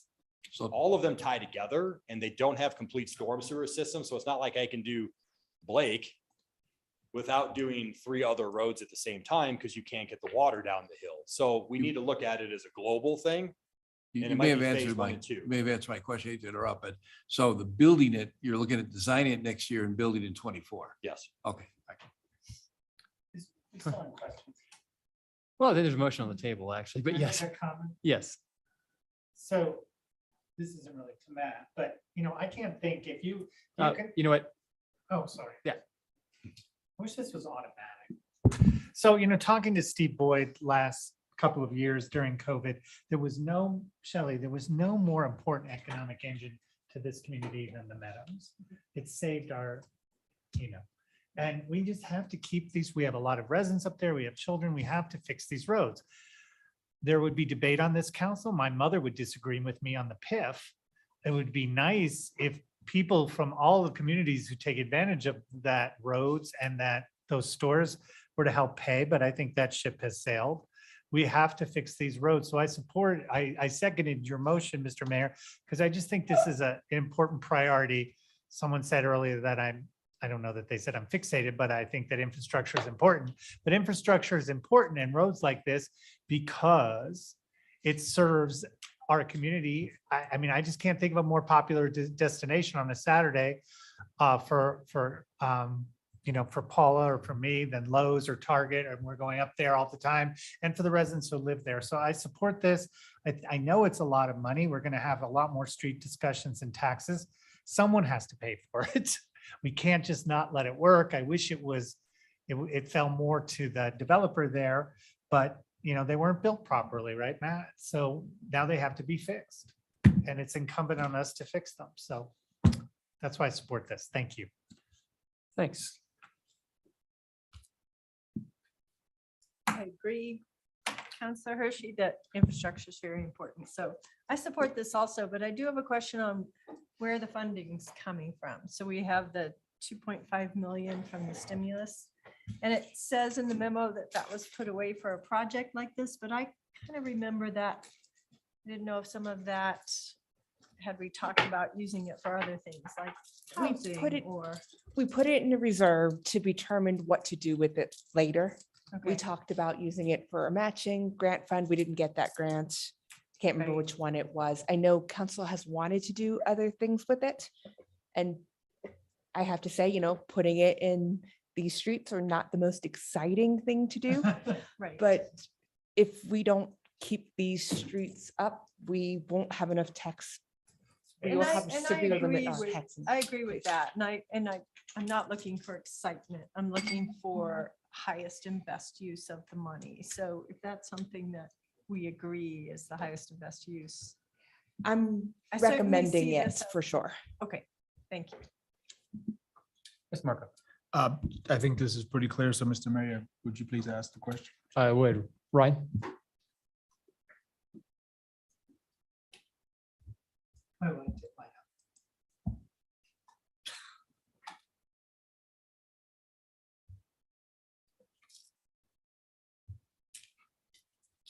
We're waiting. Motion passes 6-0. Thank you. Matt, Thank you. thank you so Thanks, Matt. much. Yeah, thank you. Good luck with all of that. Thanks, man. It'll be fun. I think it will be fun. I don't think you're joking. He's not joking. No. No, it is fun. Update on Soper's View 2. So persuasive. Soper's View 2. Geez, Soper's View, period. Brian has a relaxed presentation, but Council Cop, I thought maybe you might want to start update, up to you whether you want to update council or not. I would be happy to, just based on kind of why it has come back, but I'd love to see what Brian has also, but I'll just give a baseline on why we're back here tonight. Give me a minute to get my comments up. Yeah. So I think if council saw in their email, I did send out a kind of a summary that was put together by Aaron from ABLT for the Katina grant concept. Now, we discussed, last time we talked about this, we discussed that we will likely not pursue that grant just because they require that either the city or the county own the property, and we have been quite clear that that's not really an option unless that's something that council wants to revisit. So the issue that we're coming back to tonight is that kind of time is of the essence. At the last time we talked about this, we ended it by saying, can the city go off and do an RFP to do trail design and come back with an estimate of cost for trail construction, is what I understood. And the problem with that is that that will take time. And in order to move this project forward, the landowner, the current landowner would like to transfer the property and have ABLT have the conservation easement in place by the end of the year, by the end of 2022. My understanding from staff is that to really go through and get an RFP out, get some possibly public input or input from Parks and Rec, get a trail design done, get the response to the RFP. To get all that done, it's likely going to be August or September, which means we might not have design back and cost estimates till pretty late in the year. Doesn't really give us time to get everything else done. So what I asked staff to do was come back with some numbers. Those are in the packet. And also what I sent out tonight, kind of what has it cost us on other projects to build single track trails. This is likely just a single track natural hiking trail on the property. We're looking at it being a great asset for that part of town. And, I don't see the liabilities being any greater than, say, what we have on Wolfstone or Red Mountain or Scout Trail or any other trail in the area, but that area of town is someplace where we don't really have hiking trails. So the question would be tonight is, the county has also expressed interest in being a partner on this for the funding. They have conservation trust monies that they get every year, similar to what the city gets in our for our parks and use there. So they have said, you know, if the city were to come to them and ask them to be a partner on this, there's monies available. They would like to partner to help get the conservation easement done, possibly trail design, and then trail construction. So I'm suggesting maybe that the city, to move this forward, that we possibly suggest a cap of what we would be willing to spend as a city. Ask the county to maybe match that in some way or form. They've already put money, as we put 15,000, and I think they put, I don't know how much on the cleanup of the property. About 75, maybe. I think I'm 5, making that so up, we spent but 90 on that, I believe. So they've shown certainly, you know, a willingness to kind of work on this, and that we try to move it forward in a more timely manner, and we don't wait on that RFP. Maybe we can have that going forward concurrently, but we go ahead and try to move the process forward on bringing the partners together. Carl, you had brought back kind of a workings of an agreement between all the partners that still needs more work. So I'd love to be able to, if council's willing, to give direction to move that forward. And that's where we're at tonight. I do have some updated numbers for you. Okay. From what we were able to put estimates together in the packet. And I'll just give you a real brief, quick rundown of existing conditions, kind of pros and cons of putting in a trail system, considerations that council will need to consider, and then what those costs look like.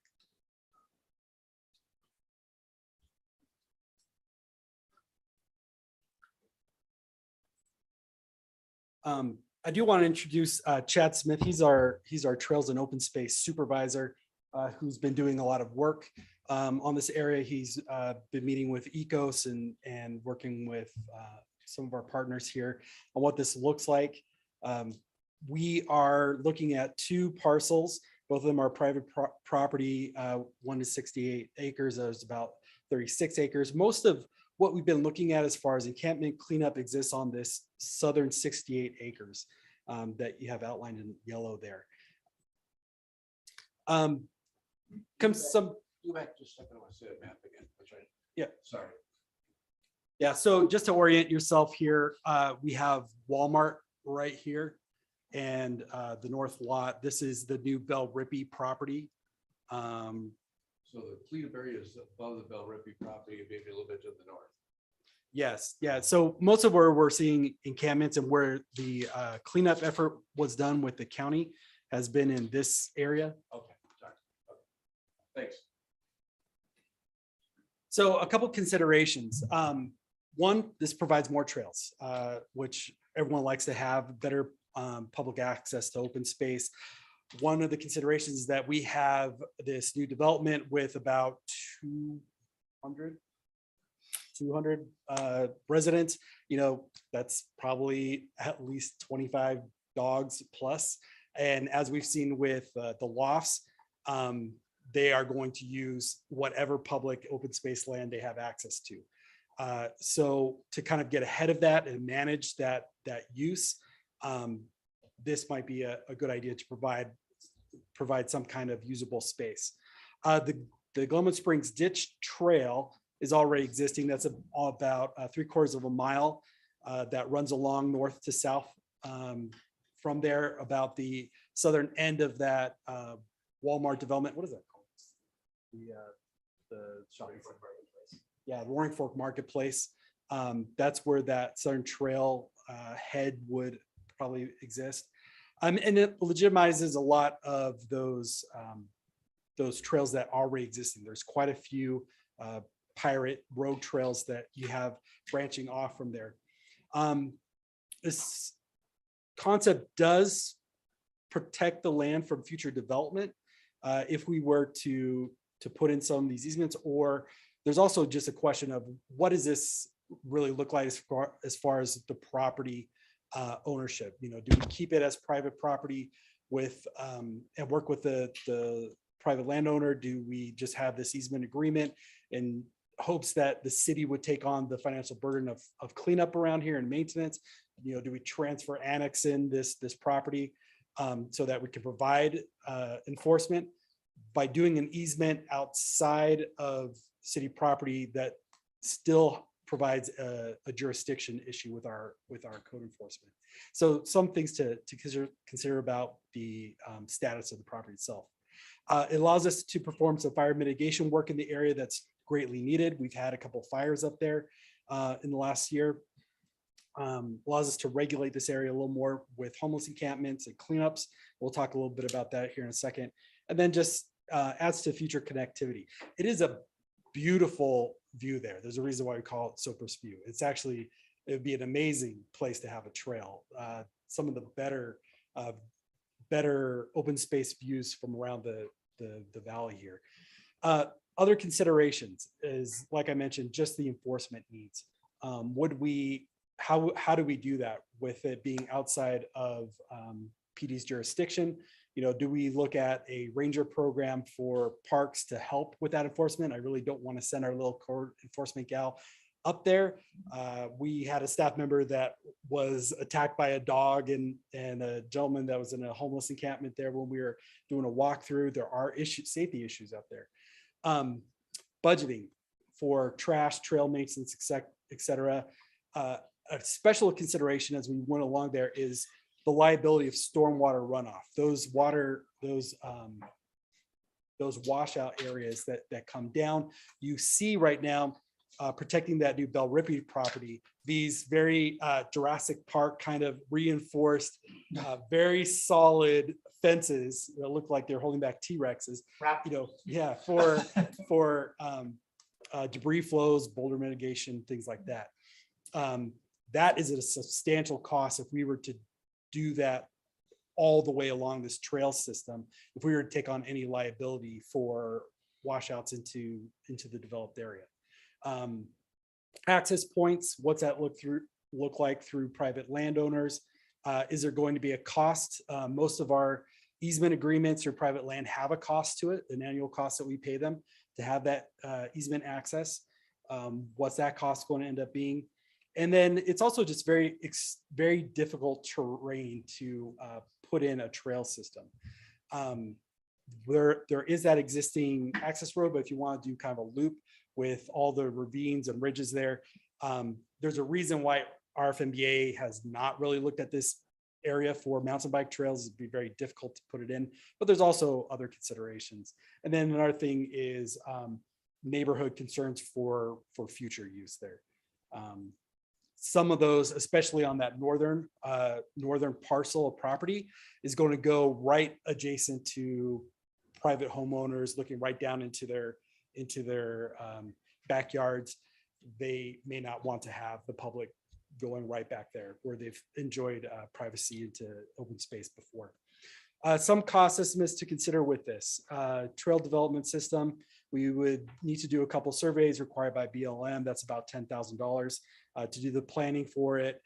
We're estimating about 20,000. This is actually going to be a little easier of a trail plan than, say, Red Mountain or South Canyon. We're estimating about 30,000 a mile for the actual installation of the trail due to the nature of the terrain.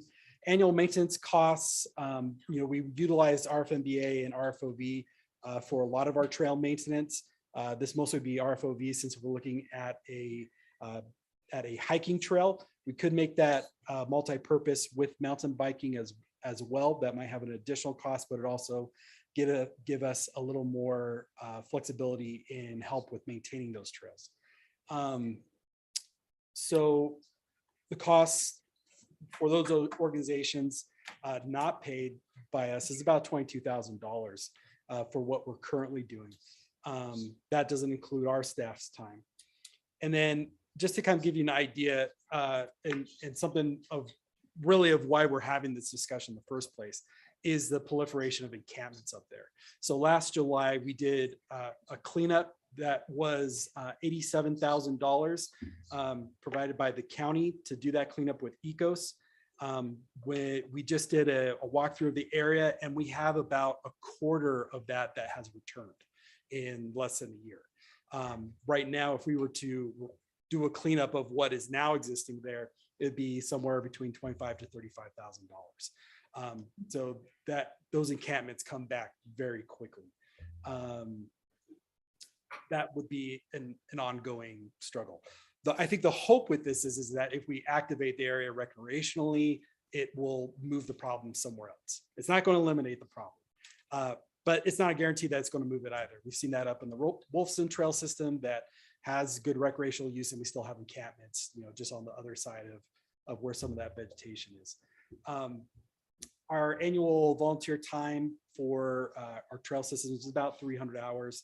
And, that'll just kind of keep continuing. So looking at help for Chad and his staff in maintaining another trail system is something that we'll want to look at for the costs.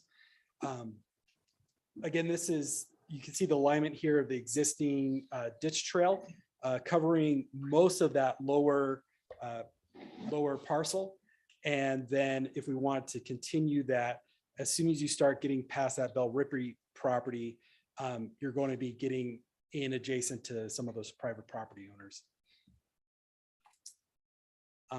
Here's another kind of map with our existing trail systems and how this would tie in. There is potential to tie this in to connect in with Lookout Mountain and some of the trail systems that we have conceptual proposals for right now that we're working on with RFMBA. Make a great loop system of all of Glenwood Springs. Like I said, it's a very beautiful area, very attractive place to have a trail system. There are just some considerations. And I think first and foremost is simply that we don't own the property. And that provides a number of issues, mostly around enforcement and who's responsible for the financial burden of cleanup on those parcels. But we do have a very active community that is very interested in volunteering and helping out with trail maintenance. This is from one of our South Canyon cleanups. Just the other weekend, we had a cleanup around the Wilson Trail system. Deborah came out for that. We had about 18 volunteers. So, people love their trails and open spaces. They're willing to help out. So we would, like Deborah said, in the staff report, and Shelley alluded to, if council wants to approach the commission to look at something like this, we would recommend asking them to commit the maximum amount of those conservation trust funds for this project, and then have a share cost of a 50-50 once those are known. Questions? Brian, do we own, does the city own the property where Docks and Boy Scout and Lookout Mountain Trail systems are? Some of it. Some of it, but not all of it. And some of that's BLM and private property. But we're still developing those trails, hopefully, and making that whole system kind of expanded, or that's. Yeah, for Lookout Mountain Trail, I think what you're talking about, the reason we're looking for that is mostly to shift some of that, especially like Boy Scout trailhead, off of that private property and just try to do alignment on public land. Just makes it a little easier for us to. BLM land, not city land. City land, yes, city land. Oh, on city land, okay. And then this may be for Chad, and maybe he's already reached out, but REI is coming to town. And one thing I noticed with most new REI locations is they really like to access the area around them so that they can send people out in their shoes and try them. And I know there's no lake out there, which is another big thing they do, but has there been a conversation with them on participating in this as a stakeholder? Not on this if there's particular topic. We've had several conversations with them recently. It seems like they are going to be a very involved and active community partner is what our hope is. They are interested in helping out and sponsoring, providing funding, doing all kinds of things. I imagine they would have interest in having some kind of access, like you said, for trials. That'd be great, just as long as we don't see a bunch of REI logo tents pop up. Depends on if they give them to the population that needs them, but I understand what you're saying. No, that's great. and I understand all these pros and cons that you're sharing with us. But I have to kind of look at the cons and kind of, yeah, we deal with that with our other trail systems, right? And am I not, you've said that we deal with it at Wilson. I mean, it's part of the whole thing of having trails. Yep. Okay. And let me clarify. So I was talking about the Boy Scout Trail. If you're talking about the Lookout Mountain Bike Trail System, that does go into BLM and some other property that doesn't belong to us as well. Okay. So, and we see that on most of our trail systems. We try to keep it on city property, but yeah, I just, sometimes- I think, I've gone up the Dock Holidays and gone over and ended up on Boy Scout and coming down. And I'm like, what's on private? What's on city? I never knew really where those all were.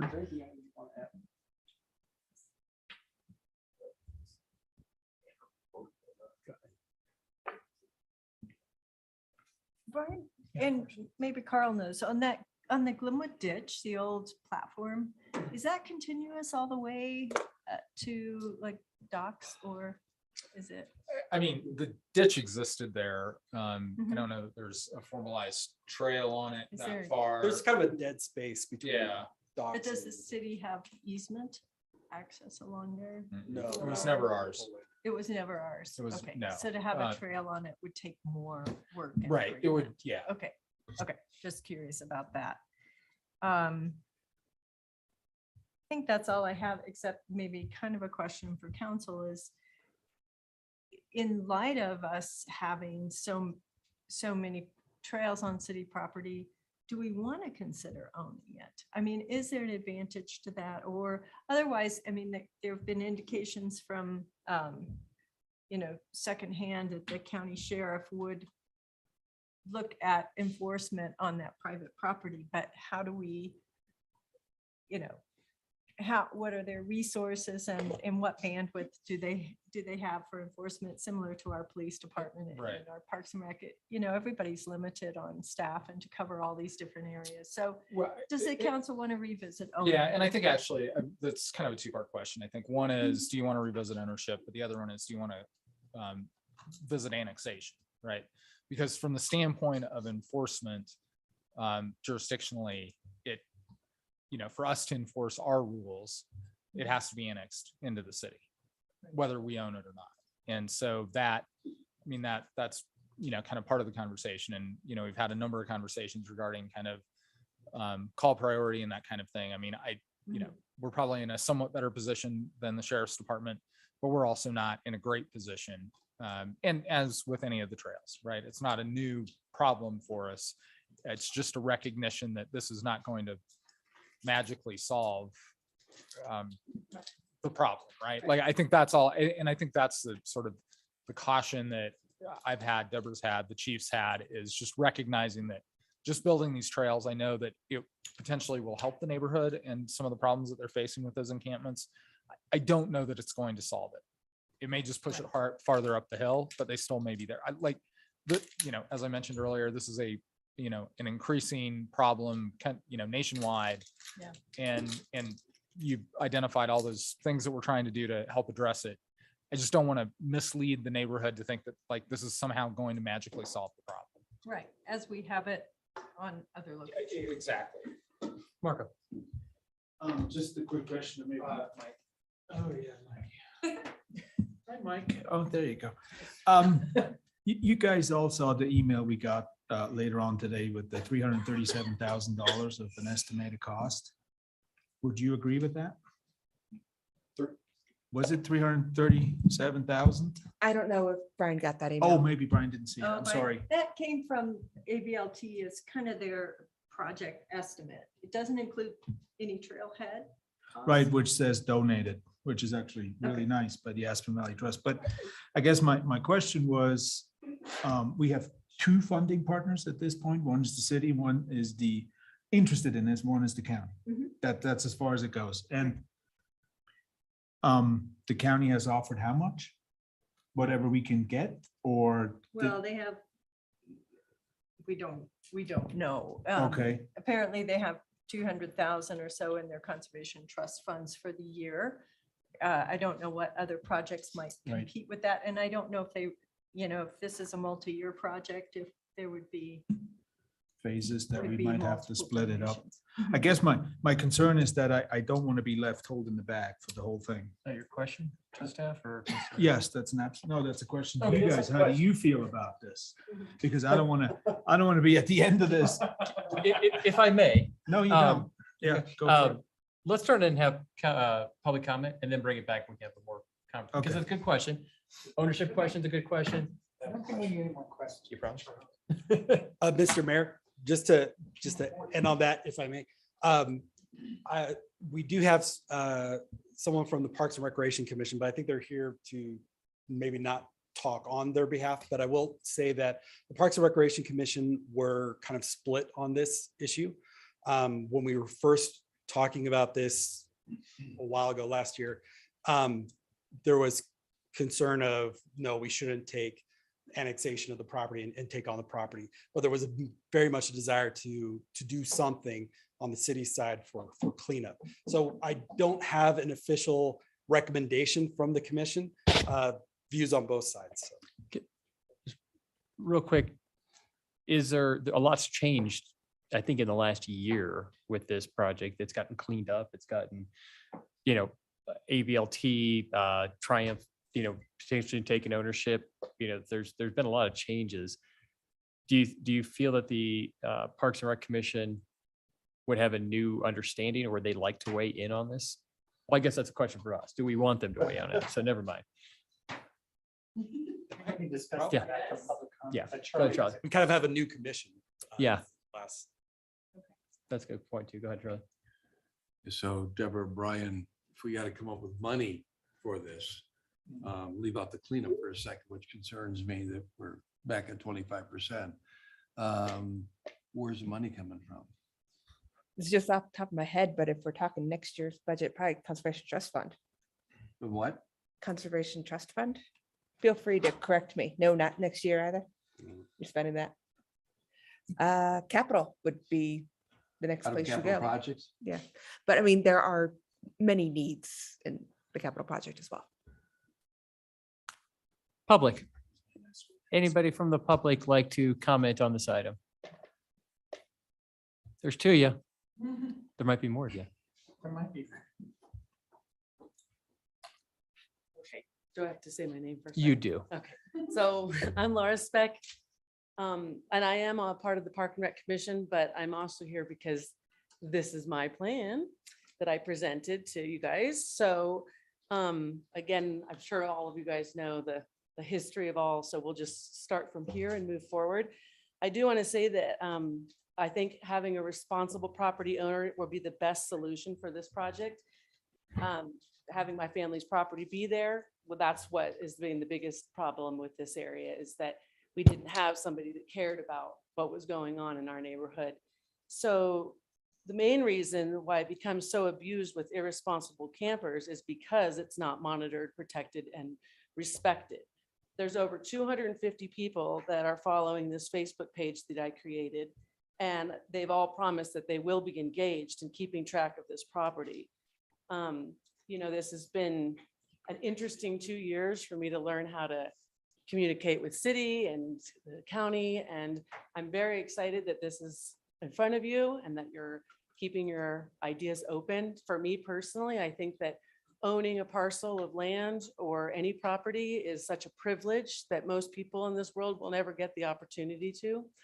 You all own property, so you know how much you cherish that opportunity.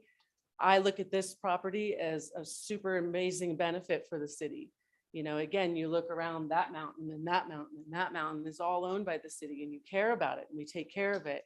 And I understand the issues with, having the illegal campers, but I also think that instead of being reactive to problems, being proactive and trying to, take care of this land before it gets campers, having people go up and check on it, community watch, having, more responsibility to, keep an eye on it. So that's what I would say. And yes, absolutely, the Park and Rec Commission is interested in having this item brought back for discussion. We never have formally had a conversation. It's just been, brief little updates. I'm super stoked that Brian gave such a great presentation tonight. I hope you can email it to me. Yeah. So thank you so much. Thank you, Laura. You don't have to go just because I pointed at you. Hi, I am Erin Quinn from Aspen Valley Land Trust. And I don't really have a comment or an opinion, but I would rather just clarify a couple items that are based around the project, just so that everybody has the same, outlook and facts. So right now, the current landowner is looking to donate the land to AVLT. AVLT is willing to accept that donation, willing to help create funding to activate the land, but we cannot own it. We have a 95% level of confidence that we can get funding from Katina, which someone mentioned, but they cannot fund the project if it goes back to private hands. So to answer some of the budgeting questions, that could really be alleviated substantially. Also, Katina could be a really strong partner in just like establishing a RFP for trails. And I mean, this is what they do. So it would be a good idea. If we could bring them in, I understand if you choose not to do that, but I do think if they get involved, they'd be helpful. A conservation easement is not currently being requested or at all considered on the property. We would consider it, but it never has been. So our role in this is just collaborating, getting all the partners together and moving the project ahead. We are not territorial. We don't care if we have a stake in the game at the end of it or whatever. We'd rather just see the end product of a trail and activated parcel. And then finally, one thing I think would be really worth having a very blunt conversation is with Triumph for 4 Points. And are they still willing to own it? Like all of these assumptions or all these scenarios are assuming that they're still willing to own it. And I don't know that that's actually been revisited recently. Like, can they get insurance for it? Can they, I don't know. I just don't know. They have been very clear that they need it to be risk and cost neutral. And so I'm just worried that they might start actually looking at some of the details and realize that is harder said or harder done than said. So no opinions here, just, I want to make sure that there are some points being considered. I do think it's a really unique opportunity that, the land's being donated and Katina is willing to donate a lot of funding if the stars align. So Can I ask a question? Yep. Erin, conservation, can you explain the difference of a conservation easement versus a conservation trust fund, which was part of the discussions earlier for some of that funding? Sure, yeah. So conservation trust funding is state funding that's given out to counties, municipalities, nothing to do with a conservation easement. You are welcome to spend it how your budget sees fit. It has nothing to do with the nonprofit of local land trust. Yeah. But we as a city could not do a conservation trust fund, or can we? Can we get funding from a conservation trust fund? We get like $100,000 a year that we spend typically on park projects. And you guys budget every year. Okay. Totally separate. Yep. I guess I was looking at like with, I'm going to use Kaufman Ranch. Somebody made it a conservation trust fund area. No. You're conservation- getting them mixed up. So Conservation a easement. Thank you. That's conservation what I was trying to get the easement. Yep. difference. Okay, Yep. thank you. Yeah, no problem. Good job. Aaron, and maybe some of that confusion is on my part, but it seems that it's been part of the conversation the whole time about putting a conservation easement on the lands. That way, if it's in private hands, is one of the requirements from the current owner is that it's taken off the table for development. So it was my one of the understanding that was. It is not a requirement of the donation, but I think and I don't want to speak for Triumph or 4 Point or the current owner, but okay. The current owner is hoping to donate the land and move on. He recognizes that he's been an absent landowner and that, issues continue to grow there. He is cognizant of the fact that he does not want 4 Point to turn around and, build condos on it and sell it. So that is why a trail easement has been being pushed, because if there's a trail easement on it, then that kind of wipes away the opportunity to put, these So would mansions. so your feeling is that the trail easement would kind of replace the conservation easement, or is that? Yeah, maybe, this is kind of a new development because Okay. all of our conversations up until this point that I've been involved in and the deal points that I circulated, that everybody commented on, Right. contemplated a conservation easement. So that does in fact, I it will thought it change did. the nature of the deed restriction on the property. Right. I think everybody was focused on conservation easement because there are some potential fungible tax credits, at least in the state of Colorado, that could have aided with funding that would have been associated with it. Okay. That was one of the reasons why I think that was kind of brought up, is it offers another potential funding source that could be used. So it's not off the table. Yeah, Certainly not. It's no. not off the table. Right. Okay. I think the issue is AVLT can't hold it and the conservation easement Right. at the same time. Similarly, the city can't hold it and have a conservation easement that we are the easement holder for. You'll recall, we have several of them up on the hillside that we have done over the years for various property owners that wanted to keep their properties from future development. Right. So there's probably a couple of ways that we could handle that, or even just a deed restriction that limits future development without that conservation easement. What I will say is it has gotten more difficult over the last 10 or 15 years to do conservation easements. Quality of the appraisals have to be much higher. They have to be very specific. They're only approved appraisers. That's why you'd originally seen a $60,000 to $80,000 budget number to get that done. Right. If we're setting that aside, that simplifies the deal in some ways. But it also maybe loses some of the flair for grant funding because it's not a Okay. conserved And I area. guess it comes back to the question of who will ultimately. hold the And I property think ownership. that gets us back to those same couple of questions are, who are our funding partners? And who owns the property? And I appreciate AVLT's optimism about the Katina grants. My experience has not been that positive. Okay. And I don't think AVLT's has either. So 95% is a long 5% from 100%. So I would be hesitant to count. I'm sorry, and Jonathan's going to now quote me on that forever. I can tell already. That is a very robust statement you just made. Yeah, and so I shouldn't wear my pretty head. anyway, so I would not include that grant in your calculation of available funds, frankly. Okay. Other questions? Okay, we'll now close public comment and bring it back for. Sure. Does somebody have a motion?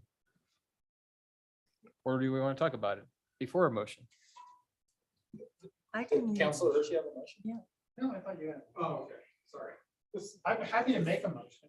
I would move I'll let Shelley do it. I guess what I was hoping to achieve tonight, but again, it's up to council. And I'd love to hear comments from other city councilors, but I would move that we direct staff to go ahead and approach the Board of County Commissioners and ask them to be a funding partner on this project up to say a match funding over the course of, the next couple of years to move the project forward up to a maximum amount for the city to spend. And I would propose maybe 200,000 as a maximum spending limit for the city. Ask the county to match that out of their conservation trust funds over the course of 2 years.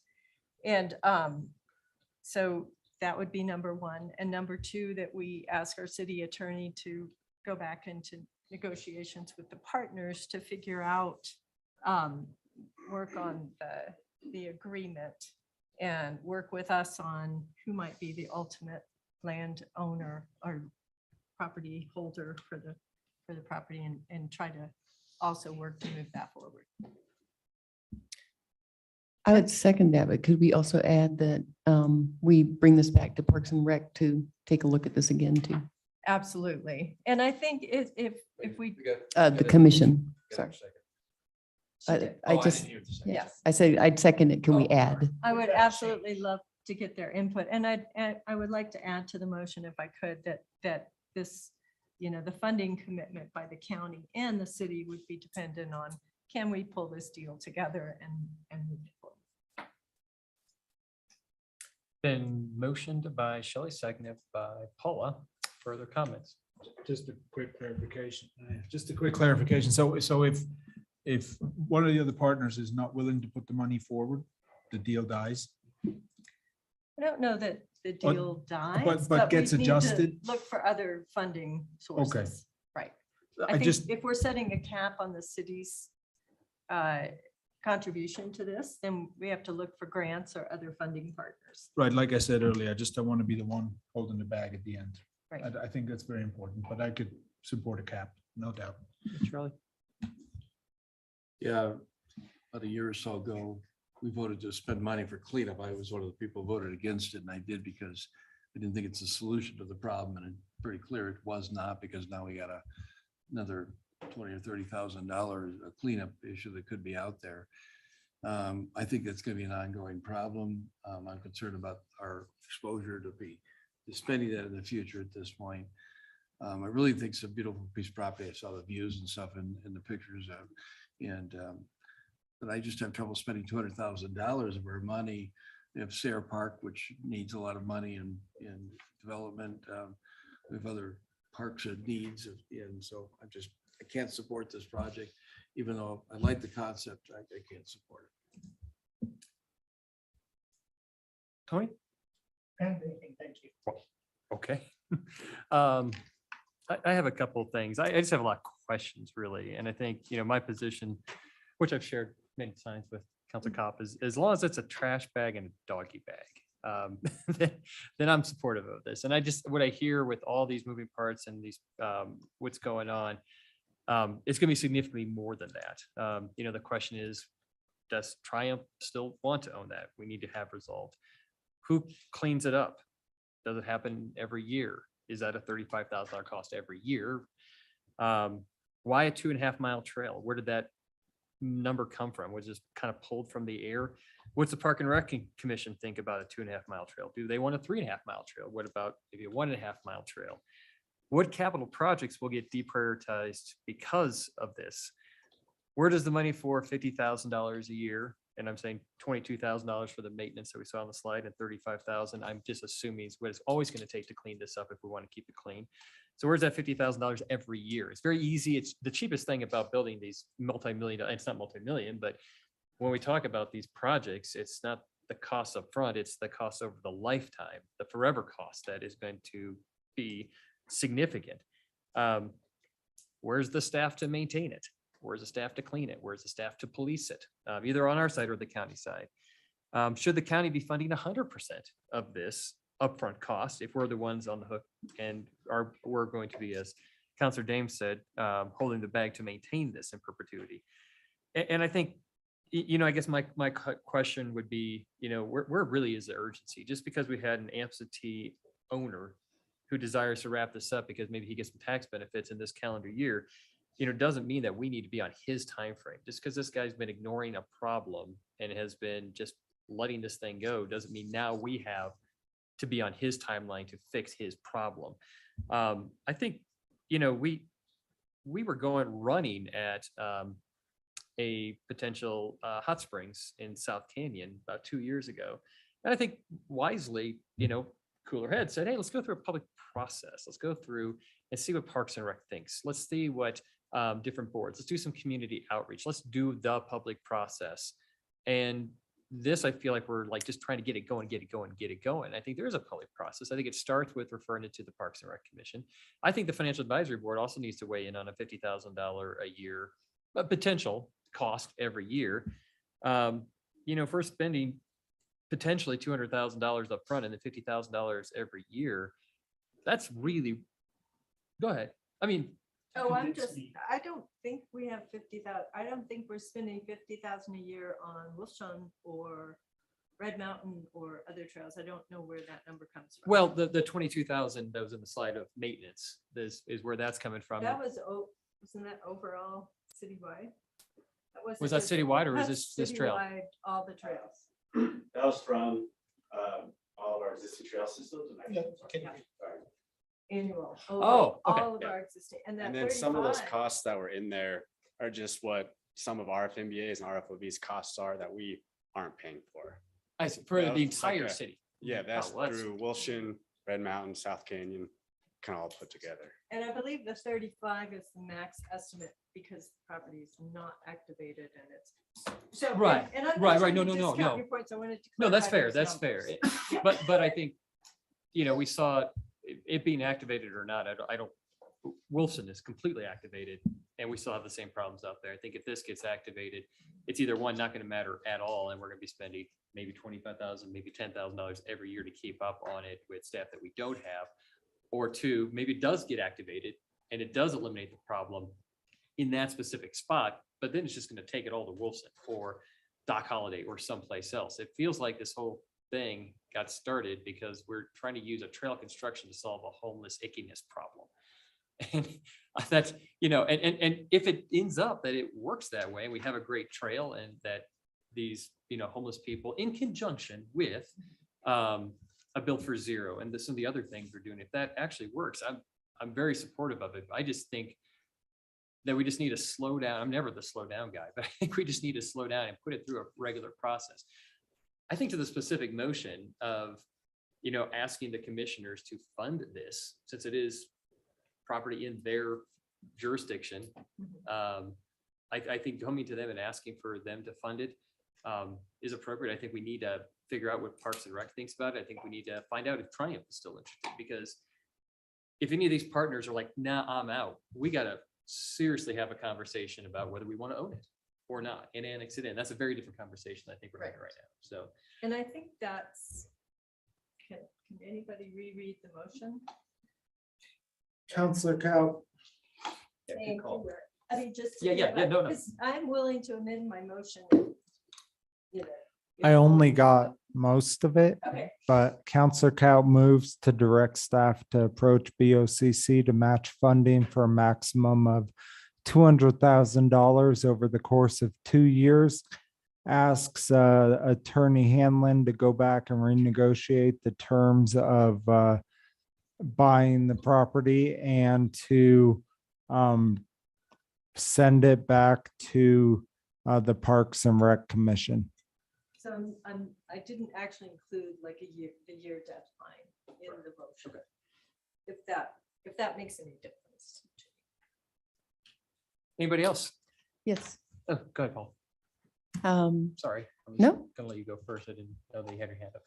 I had put it up in the middle of your speech. So like 10 minutes ago? Yeah. It's a lot of good points. No, he does have a lot of good points. I do have to say though, homeless ickiness, I think sometimes leads to things that's not what we were thinking of when something that we're working on comes up, but something bigger and better comes up, so I don't want to use just that phrase. There's been a lot of things that have evolved in some really good solutions that take a broader picture. I feel like that we have been in this process for a while. I know because it was last summer that we did the cleanup and we were talking about it a summer before that there was a problem. So I think we've been engaged in this for a couple of years and trying to come to some resolution or solution of how do we resolve a problem that continues to come back to our doorstep? And yes, it happens all over town. And yes, we have to address it all over town. We're looking at one particular spot right now. They're going, okay, we have some ideas here. How do we move forward? And what are some potential? And we have some really good potential right now. When we have a possible funding partner for half the cost right now. And when we go back and renegotiate and say, this is not the only thing we want from the county. You're a stakeholder in this. You've been asking and requesting that Glenwood Springs take some ownership in this. And I'm speaking of the county. Well, we still want them to continue their ownership and their participation in this. So I think that needs to be part of that negotiation. And hopefully Carl will take that in hand and say, there's more to this than just giving us money. But I do realize the county has no trails program. They have no open space program. And I see it fall on every town in the county. And this is an opportunity for our town to continue to work on this trail development, which I think is so important to our economy. I'm looking at what Newcastle does. I'm looking at what Carbondale does, what Rifle is doing. All of them realize the value of recreation. And I think this is another door for us, especially if we see this east side of town trail development build to some of the stuff that Brian was addressing a little while ago. So I don't see this as just kind of one little thing that might resolve a problem for a year. I see this kind of as a long term that's going to really kind of make a difference for Glenwood in the long run.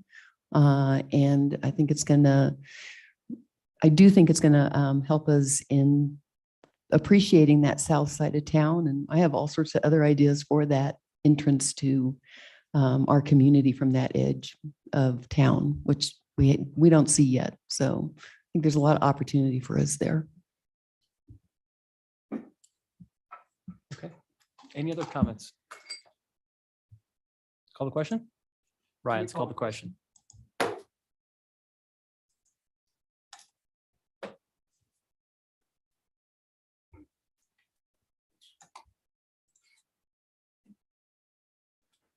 Motion fails 3-3. No. Mayor Pro Tem Willman, no. Mayor Godus, yes. Counselor Dem, yes. Counselor Step, yes. Counselor Kaup, no. Counselor Hershey. Take a brief recess. Can I do a quick motion? Oh, sure. Yeah. I would move that we refer this matter to the Parks and Rec Commission. I think Laura's done a lot of work and I think we should go back, see if there's some solutions. I think the idea is good. There's too many questions. So I would move that we refer to Parks and Rec. Could, I'll second that if we also include Financial Advisory Board. Sure. I don't know. I think we need to get to the Parks and Rec and then the financial, maybe that order. That's what you're. Okay, thinking. that's fine. Yeah, okay, then that's fine. Yeah. Yeah, I just like to know the impact. Yeah. Fiscal impact. So I'll second that. I'd like to can I just say thank you to Brian for the presentation that Yeah. you put together. I think the pros and cons were really good. And yeah. Thank for all your work out there too. So. And Brian, appreciate it. we, it's not in our packet, but would you, I didn't see it in our packet, that presentation. Would you email that to us? Yeah, absolutely. Thank you. Could I get just a quick clarification if you want us to bring back to Parks and Recreation? What is the council's desire as far as the status of the property? Would you like it to stay in private hands? Are you interested in looking at transferring it over to the city? That will impact a lot of what we do. With this. My view in the recommendation, Brian, was tell us what, if you wanted it all, if so, how to do that? What's the best way to do it? Because that's the problem I'm having. I heard Aaron talk, and maybe there's some moving parts we don't even know about with the owners of the Bell River, which I apologize, I forgot their name. So I think if I hear you right, Shirley, what you're really saying is that Parks and Rec would provide a recommendation on whether to move forward with the project at all and whether the city should own the property as well as the balance of the project. And I'd also say give us a recommendation on the trail, what kind of trail. Right, how yeah, much- no, Okay. that's kind of that would be the third thing to look at. That answer your question, Brian? Yes. Yes.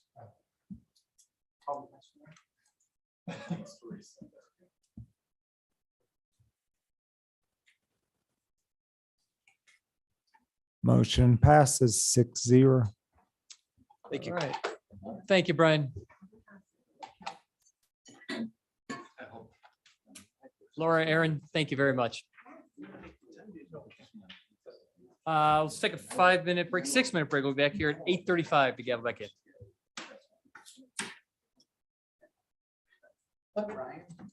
What up? Hey, there you go. That is sharp. No, I mean, I just. Who gave it to you? Yeah. Oh, okay. Yeah. It's hard for me because the county. They come in and say, hey, we're part of this. Just keep it the city.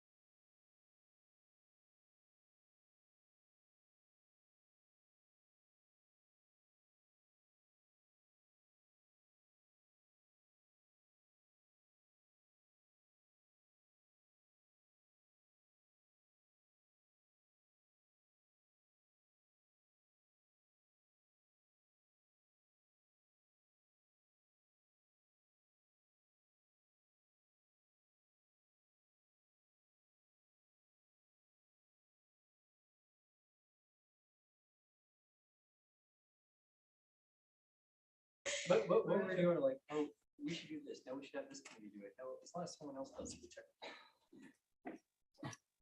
Oh, when Dan said that? No, earlier on, we had Oh. something where we're like, let's have this commission. look at it. They want our recommendation. Send it back to them. Yeah. Not the day. Just have them send it back and forth. Slow down, Ryan.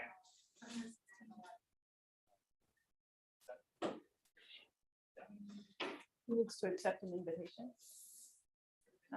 Dan, can you hear us? Can you accept the invitation to move over?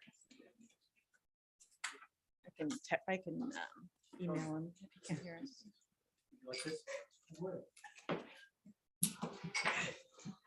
You want me to text you? Okay. If you can, that'd be awesome.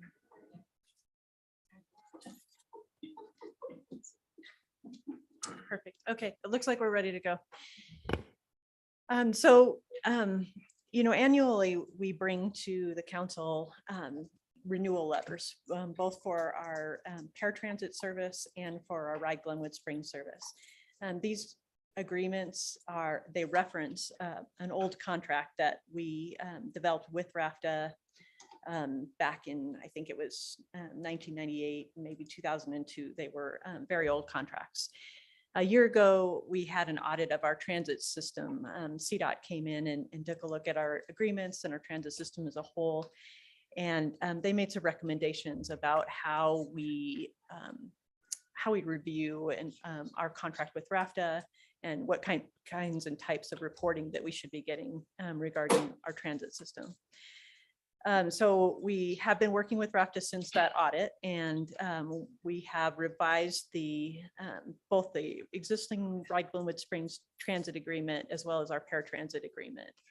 And just to be clear, because it's always been confusing to me, we have two different agreements that reference paratransit.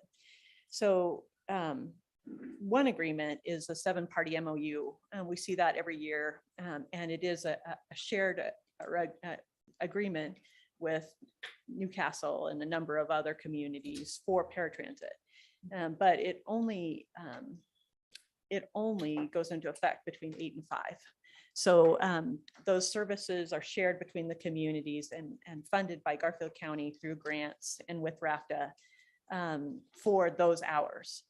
And we have a separate agreement with RAFTA for additional paratransit services that move the paratransit service out to the hours that Ride Glenwood Springs operates, so that it's fair under the ADA Act. So that costs the city an additional $30,000 a year to have RAFTA be able to manage that paratransit and respond in those additional hours.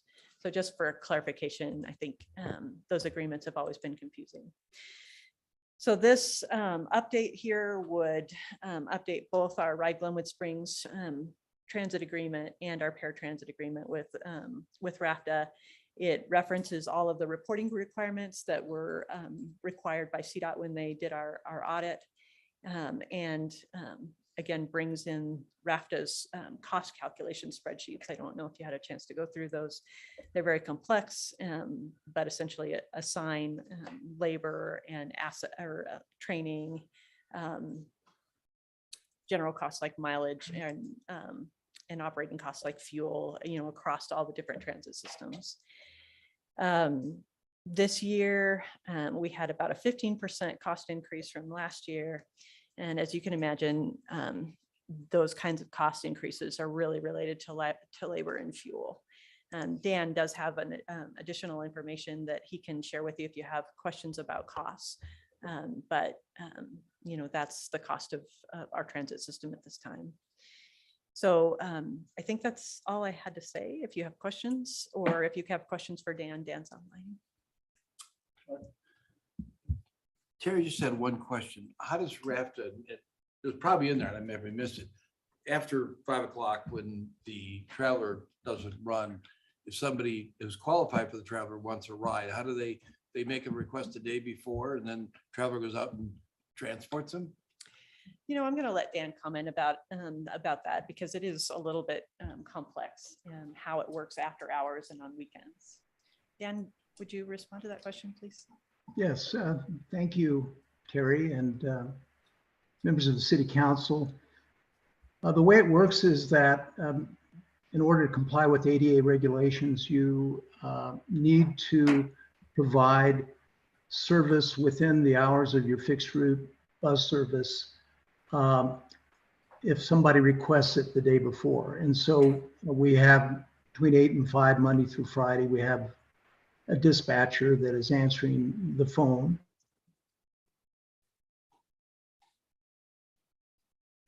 And you froze. Yeah, you've frozen out, Dan. But I think I can finish that sentence for him. I think that their dispatcher goes ahead and schedules those rides in the off hours, outside of 5 and beyond into the weekend. To let them know that their ride has been scheduled. Oh. I'm glad you guys didn't contradict each other. My question is, mechanically, did they send the traveler out to the same traveler they would pick up during the day? Yes, it's the same bus system, isn't it, Dan? There's no difference in any of those drivers or, the equipment that are used. Yes, it's essentially the same service, but when the service request falls outside of that 8 to 5 Monday through Friday timeframe, then one of the drivers that works for the traveler needs to be scheduled. And if they're not available or they have,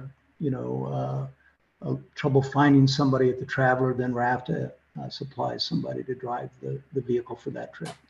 And how many of those do we have an average month, week, year? I don't know, give me some, how often does that happen? Well, that's a good, oh, excuse me. I was going to say that was one of the things that we hope to have more information about, and I think Dan's working on software updates to be able to track those things better. Dan, do you want to add to that? Yeah, I wish I could give you that number, Charlie. You're probably astutely trying to figure out, we're paying $30,000. If we only give one ride a year, maybe that's too much. I think it's more than one ride per year, but largely I would say the demand falls between 8 and 5, but there are people on occasion that want to go to church on Sundays, so they want to do something outside of those hours. And so that $30,000 really is kind of an acknowledgement that there is a demand potentially. It could happen anytime. Could be a visitor coming into town. It could be a resident. And RAFTA has to be prepared to provide that service. And I think when you think about the big picture, which is that RAFTA is supplying, $94,000 of the cost of the 8 to 5 service throughout the year.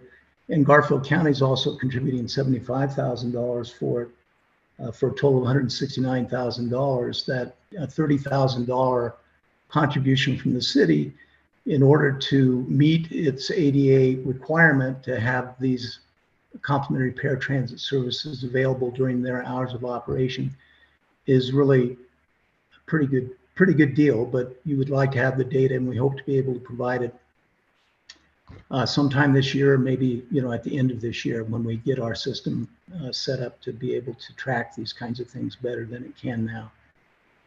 Thanks. Other questions? Okay. I actually do. Yeah. That's okay. I just want clarity on this cost, the 1.376 million and the 1.145 million. That's we're paying that for the bus service, the general bus service, right? That's that $230,000 increase. It's just going up. The $30,000 cost is the same. The $30,000 cost is the same. And to be clear, the 1.376 million is the cost for this year. Just for comparison, I added the cost for last year for the Wright Gorman Spring service. So it's not both of those together. And I think, to be clear, we have a 0.2% sales tax that supplies our bus, that is our bus tax, and the whole fund is supplemented by federal grants that come through. So so you're just asking for us to approve the additional 231,000 And the difference between and the the two. contract for this year. And the contract. Okay, I just was Yeah. trying to get clarity on what are we exactly. What are we approving? we've Thank you. asked you to do? Yes, thank you. Any other questions? Okay, we have a motion. I'll make a motion to cover the additional, that the city will cover the additional cost of $230,000 and agree to continue this contract for the next year, along with the $30,000 we need for the ADA compliance. Been moved. Does that approve the revised, the Trinity agreement? Been moved by Paula, seconded by Charlie. All those in favor, let's see, Ryan, let's call the question.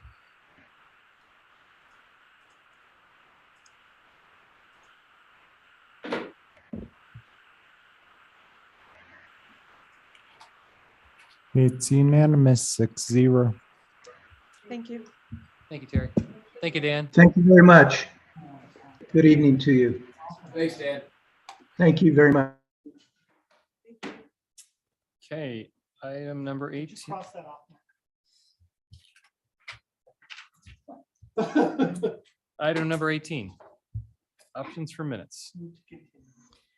Okay, I think this one is kind of me, though.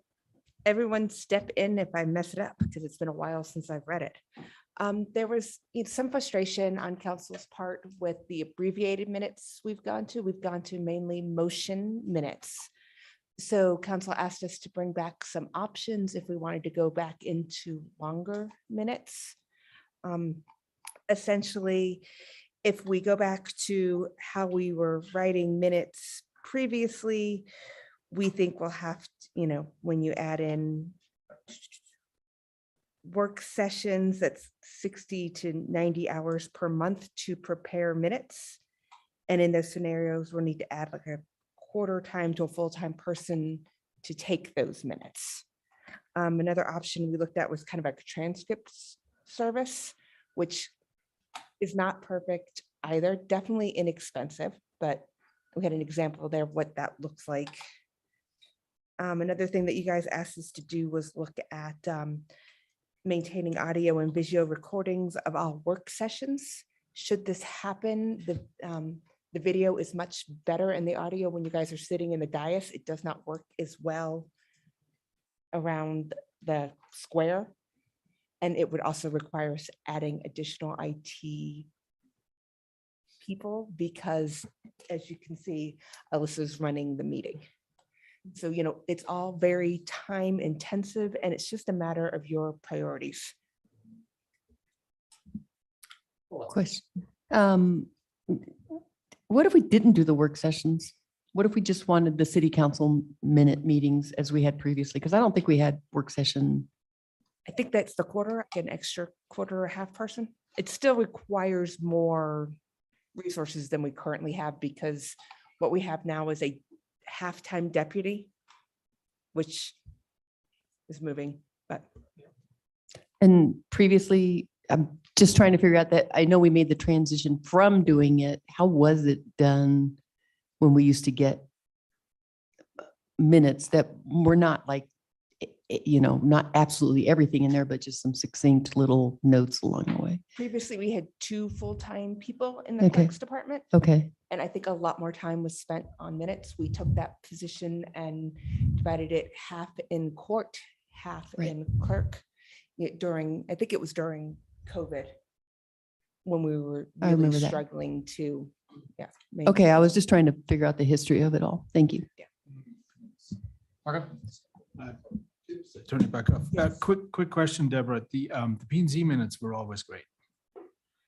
So to get to that level, that would require that extra work because that's kind of, We have moved more stuff onto Ryan's plate over time because of his skill set, right. which is phenomenal. Good move. Yep.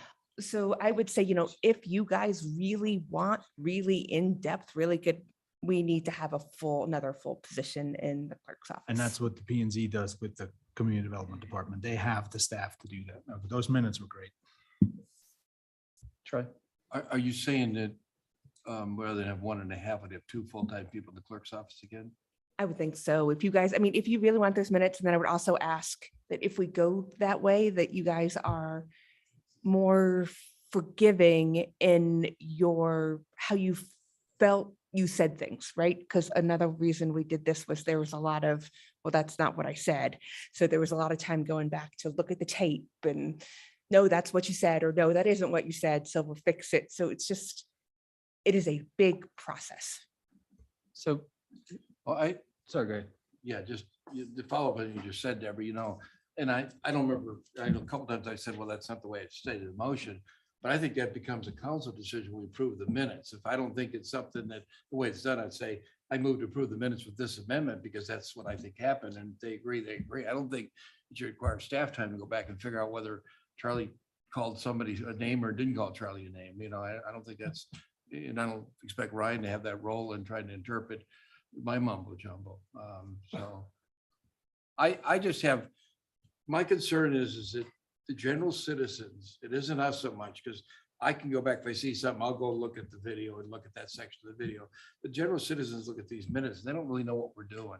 And that's my concern. I don't like the extra cost, but that's my concern. We're a public body. We have a duty to let the public know what we're doing if they want to read the minutes. That's why I raised the issue.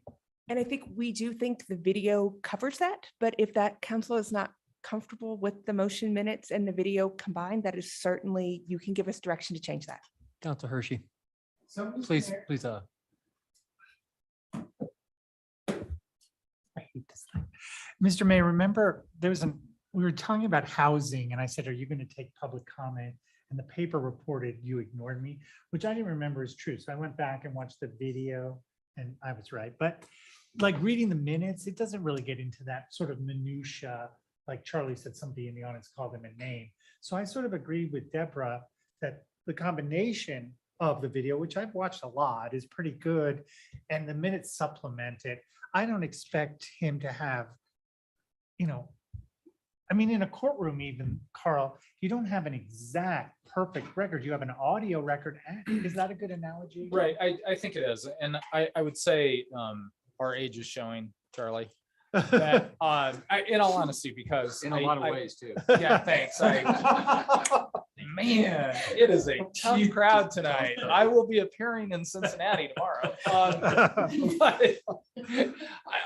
But I mean, actually, to some extent, I mean, and I can't remember, Ryan, if we're starting to do this with a date stamp or a time stamp on the motions. Like, I mean, honestly, that is the best record, is the actual recording of the events. And historically, we didn't do that one because we couldn't for a long time. Then we started doing audio recordings, and the space to store those and the media to store those were not available. And now the reality is that, we're going to keep those minutes indefinitely. And so I do think while it is not as convenient sometimes, it's up to you on that halftime position, but it is time consuming. And I will tell you that we have had moments where people don't like the characterization of what happened in the meeting. And that's, you're just doing the best you can. And the stakes probably are a little higher at this level than they are at the Planning Commission. And we've always been pretty relaxed at the Planning Commission. Did I say that way or not? Did Hanlon give bad advice or not? So, I mean, that's really what this is about. And I think to Deborah's point, if you want to authorize a half position, we can try it again, assuming we can hire for the position. But recognize that you're not going to, it's not always going to be exactly what you want. And, if you're okay with that, then that's fine. Otherwise, that recording is exactly what you guys said and exactly reflects what happened. And I'm kind of with Tony on this, that, really the action minutes and a recording are the clearest record we can provide, honestly. And Carl, just to that point, I think, it shocks me that people watch these meetings, but they do. They do. And I just think, I don't think someone goes, I went to the website actually to try to access those minutes from the last meeting. And I had some problems, but I think the audio is there and it speaks for itself. And if you miss something, the minutes supplement. Like Judge Boyd does not keep, he doesn't have anymore. The court reporter there's a recording. There's a recording. Now, if you request to type thing of that, you can get it. And I don't know how accurate it is always, because it's always somebody listening. It's going to be Ryan or this person you hire listening. Are they going to get So- it verbatim? Can I just make a motion to not change this, just because I feel like we're all, I'm sort of enjoy talking about it. I know, I still like to make a motion, because I don't, does anybody actually want to add a full, any more I would part-time make a staff? motion just to leave it the way it is. Is that what you're saying? Yes, I'll make that motion. okay, I'll second that motion. Thank you. Go ahead, I understand. Is it seconded? Yes. Yeah, okay, yeah. No, but my concern with this was, and I'm gonna go back to the P and Z notes. Every time we have development issue, I read through those P and Z notes and I get a pretty good idea of what went back and forth and the questions that were asked, and it helps me in my knowledge. I would use those succinct minutes that we had previously in the same way. If I have a question about something, yeah, I can go back, I can look up the recording time, I can go to the recording, I can look through and find it. It's much easier to have, 4 or 5 pages where I can just quickly read through if I'm, especially when we have some of these things that come up to us 3 or 4 different council meetings. To go back and quickly see those minutes and read through what our comments were, even if they were brief, even if they were slightly incorrect, is much quicker for me than doing the whole recording bit. And I understand that's more accurate, but it's like looking at the P and Z notes when we're looking at development things. I can look through them, I can read them, I can see the issues, and it's just a really quick way to see things. And again, I'm probably showing my age. Yeah, no, I don't like, and I guess what I'm saying, and really where I was going with that is, I'm a reader, not an audio person for the most Yeah. part. So I understand that, but I also understand that there's time, and I would actually say that I think for you guys, for the most part, good P and Z minutes are more important than good council minutes. Really, like on those big applications, right? We all rely on the P and Z minutes, but we'll do whatever you guys want, just recognizing there is a cost associated with it. So I think that I don't want to add another part-time position, full-time, quarter-time at all. I think, Paul, I agree. I like those P and Z minutes. I do that as well. But there's also a number of times where I'm like, what was that really like? So I'll just turn it on and listen to that 20-minute section. Well, kind of while I'm doing something else. I get approached with all kinds of crazy stuff that people in this community have concerns about. And I've never once heard somebody say, gosh, it'd be awesome if you guys had better minutes. Never once. And I bet if you polled everybody in this community and said, what is your top 20 issues? Like that wouldn't even crack the top 100. So if this- Until now. No, but they. Yeah. But Jonathan, they do complain, like if the YouTube thing isn't working, they really. Oh, do yeah, people audio watch and it. visual. No, Yes. audio and visual. And that's why I think that, Or if they can't hear. and we aren't getting those complaints anymore unless one of us Yes. forgets to do this. And we're getting. Well, better at thank it. you, Alyssa. Absolutely. Now, if only all of our counselors would be as good as some of us about doing that. So yeah, I think if it's not broke, let's not create another position to fix it, because it makes it marginally easier for us to go back and see meetings that we were already in. But that's just my opinion. Go ahead, Charlie. I'd like it better if they were longer. I'm not willing to spend the money. It's probably where I'm going to come down, but Carl, I do think we need to change the code so that that's our official minute. So I know you're I gonna. thought we did. I I don't think it we- does say action minutes and recordings. I don't remember making that change. It happened before you, Charlie. Oh. Stuff happened before me. In the 60s. All right, Brian, let's call the question.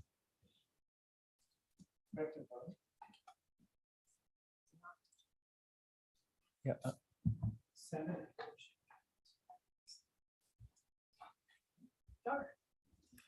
I didn't know how I was voting. I Motion thought no. passes 4-0. Let's check the minutes to see what you did. I didn't know what the motion was. If we had better minutes. There's not a video. Oh, God. All right, Ryan, you gotta read them out. I want a record of this on the video. The record is, the one who made the motion, Mayor Godus, voted no.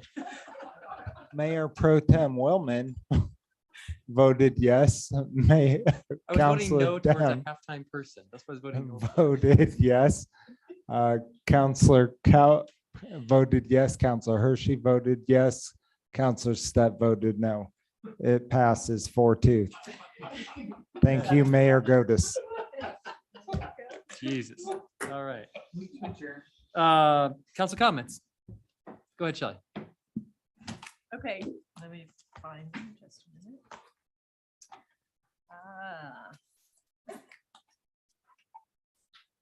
Okay, couple of trail issues. Brian leave? Oh, no, he's still here. Can I wait for him to come back? Who do you need? Brian. Brian Smith. This has to do with, again, just, oh, hi, Brian, sorry. I Have a just seat. wanted, I'm making important council comments and I was hoping you would be here to listen. Sorry, I hope I didn't interrupt you. This has to do with living in a tourist town and summer's approaching, things get a lot busier. And actually, Councilor Willman and I both live right in the vicinity of the Dock Holiday Trail. There's a massive amount of traffic at that trail, and I'd say it grows a little bit every year.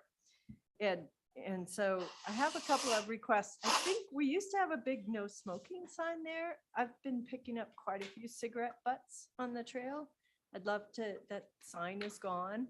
So if we could get a no smoking sign up, and also can we get a no idling of vehicles? Because I know we have a no idling, we have an idling limitation.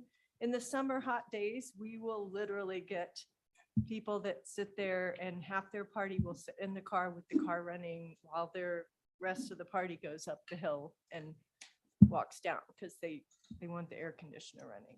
So if we could have signs that, and maybe just an overall respect the neighborhood sign, because it's amazing some of the things we see at that trailhead. I've actually had the public come into my house to use the bathroom, uninvited.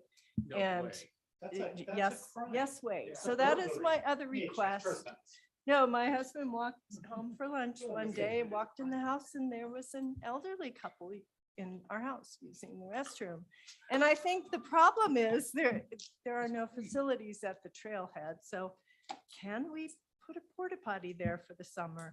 Again, you know, I don't know where we have budget. I know sometimes we put one out there for the Halloween, the ghost walk. I don't know if we can come up with budget to have one for the summer. So that's my request for that trailhead. And that's all I have tonight. Can we add an agenda item to hear Kelp's story about that? It's a- You can really flip it. There have been. Thank God we don't ever. I'm thinking of writing a book about adventures of living in a tourist town. Yeah, I guess I want to comment, and we talked about the meadows, fixing the roads in the meadows tonight and the cost $3.5 million.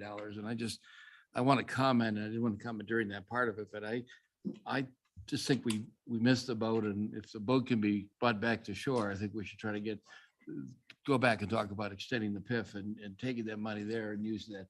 If we're having that $2.5 million and $3.5 million to use for other needs of the city. So I wanted to bring that up. I don't know if there's any view of the council, whether anybody else is interested. I understand. I talked to Carl about it, that maybe that it's just gone and they're not interested. But if we at least reach out to the owners of I guess it's the owners of the meadows, and say we are interested in talking again about it to see if they'd be willing to do it. I just think we can't pass up $3.5 million. So. Good point, Charlie. You guys want to bring that back as an agenda item to decide whether you want to reach out? I'd be happy to bring that up as an agenda item in November of 2024, because this PIP doesn't expire until the end of 2025, correct? Yes. If we wait to December 2024, we're gonna build the roads, and that doesn't solve our problem.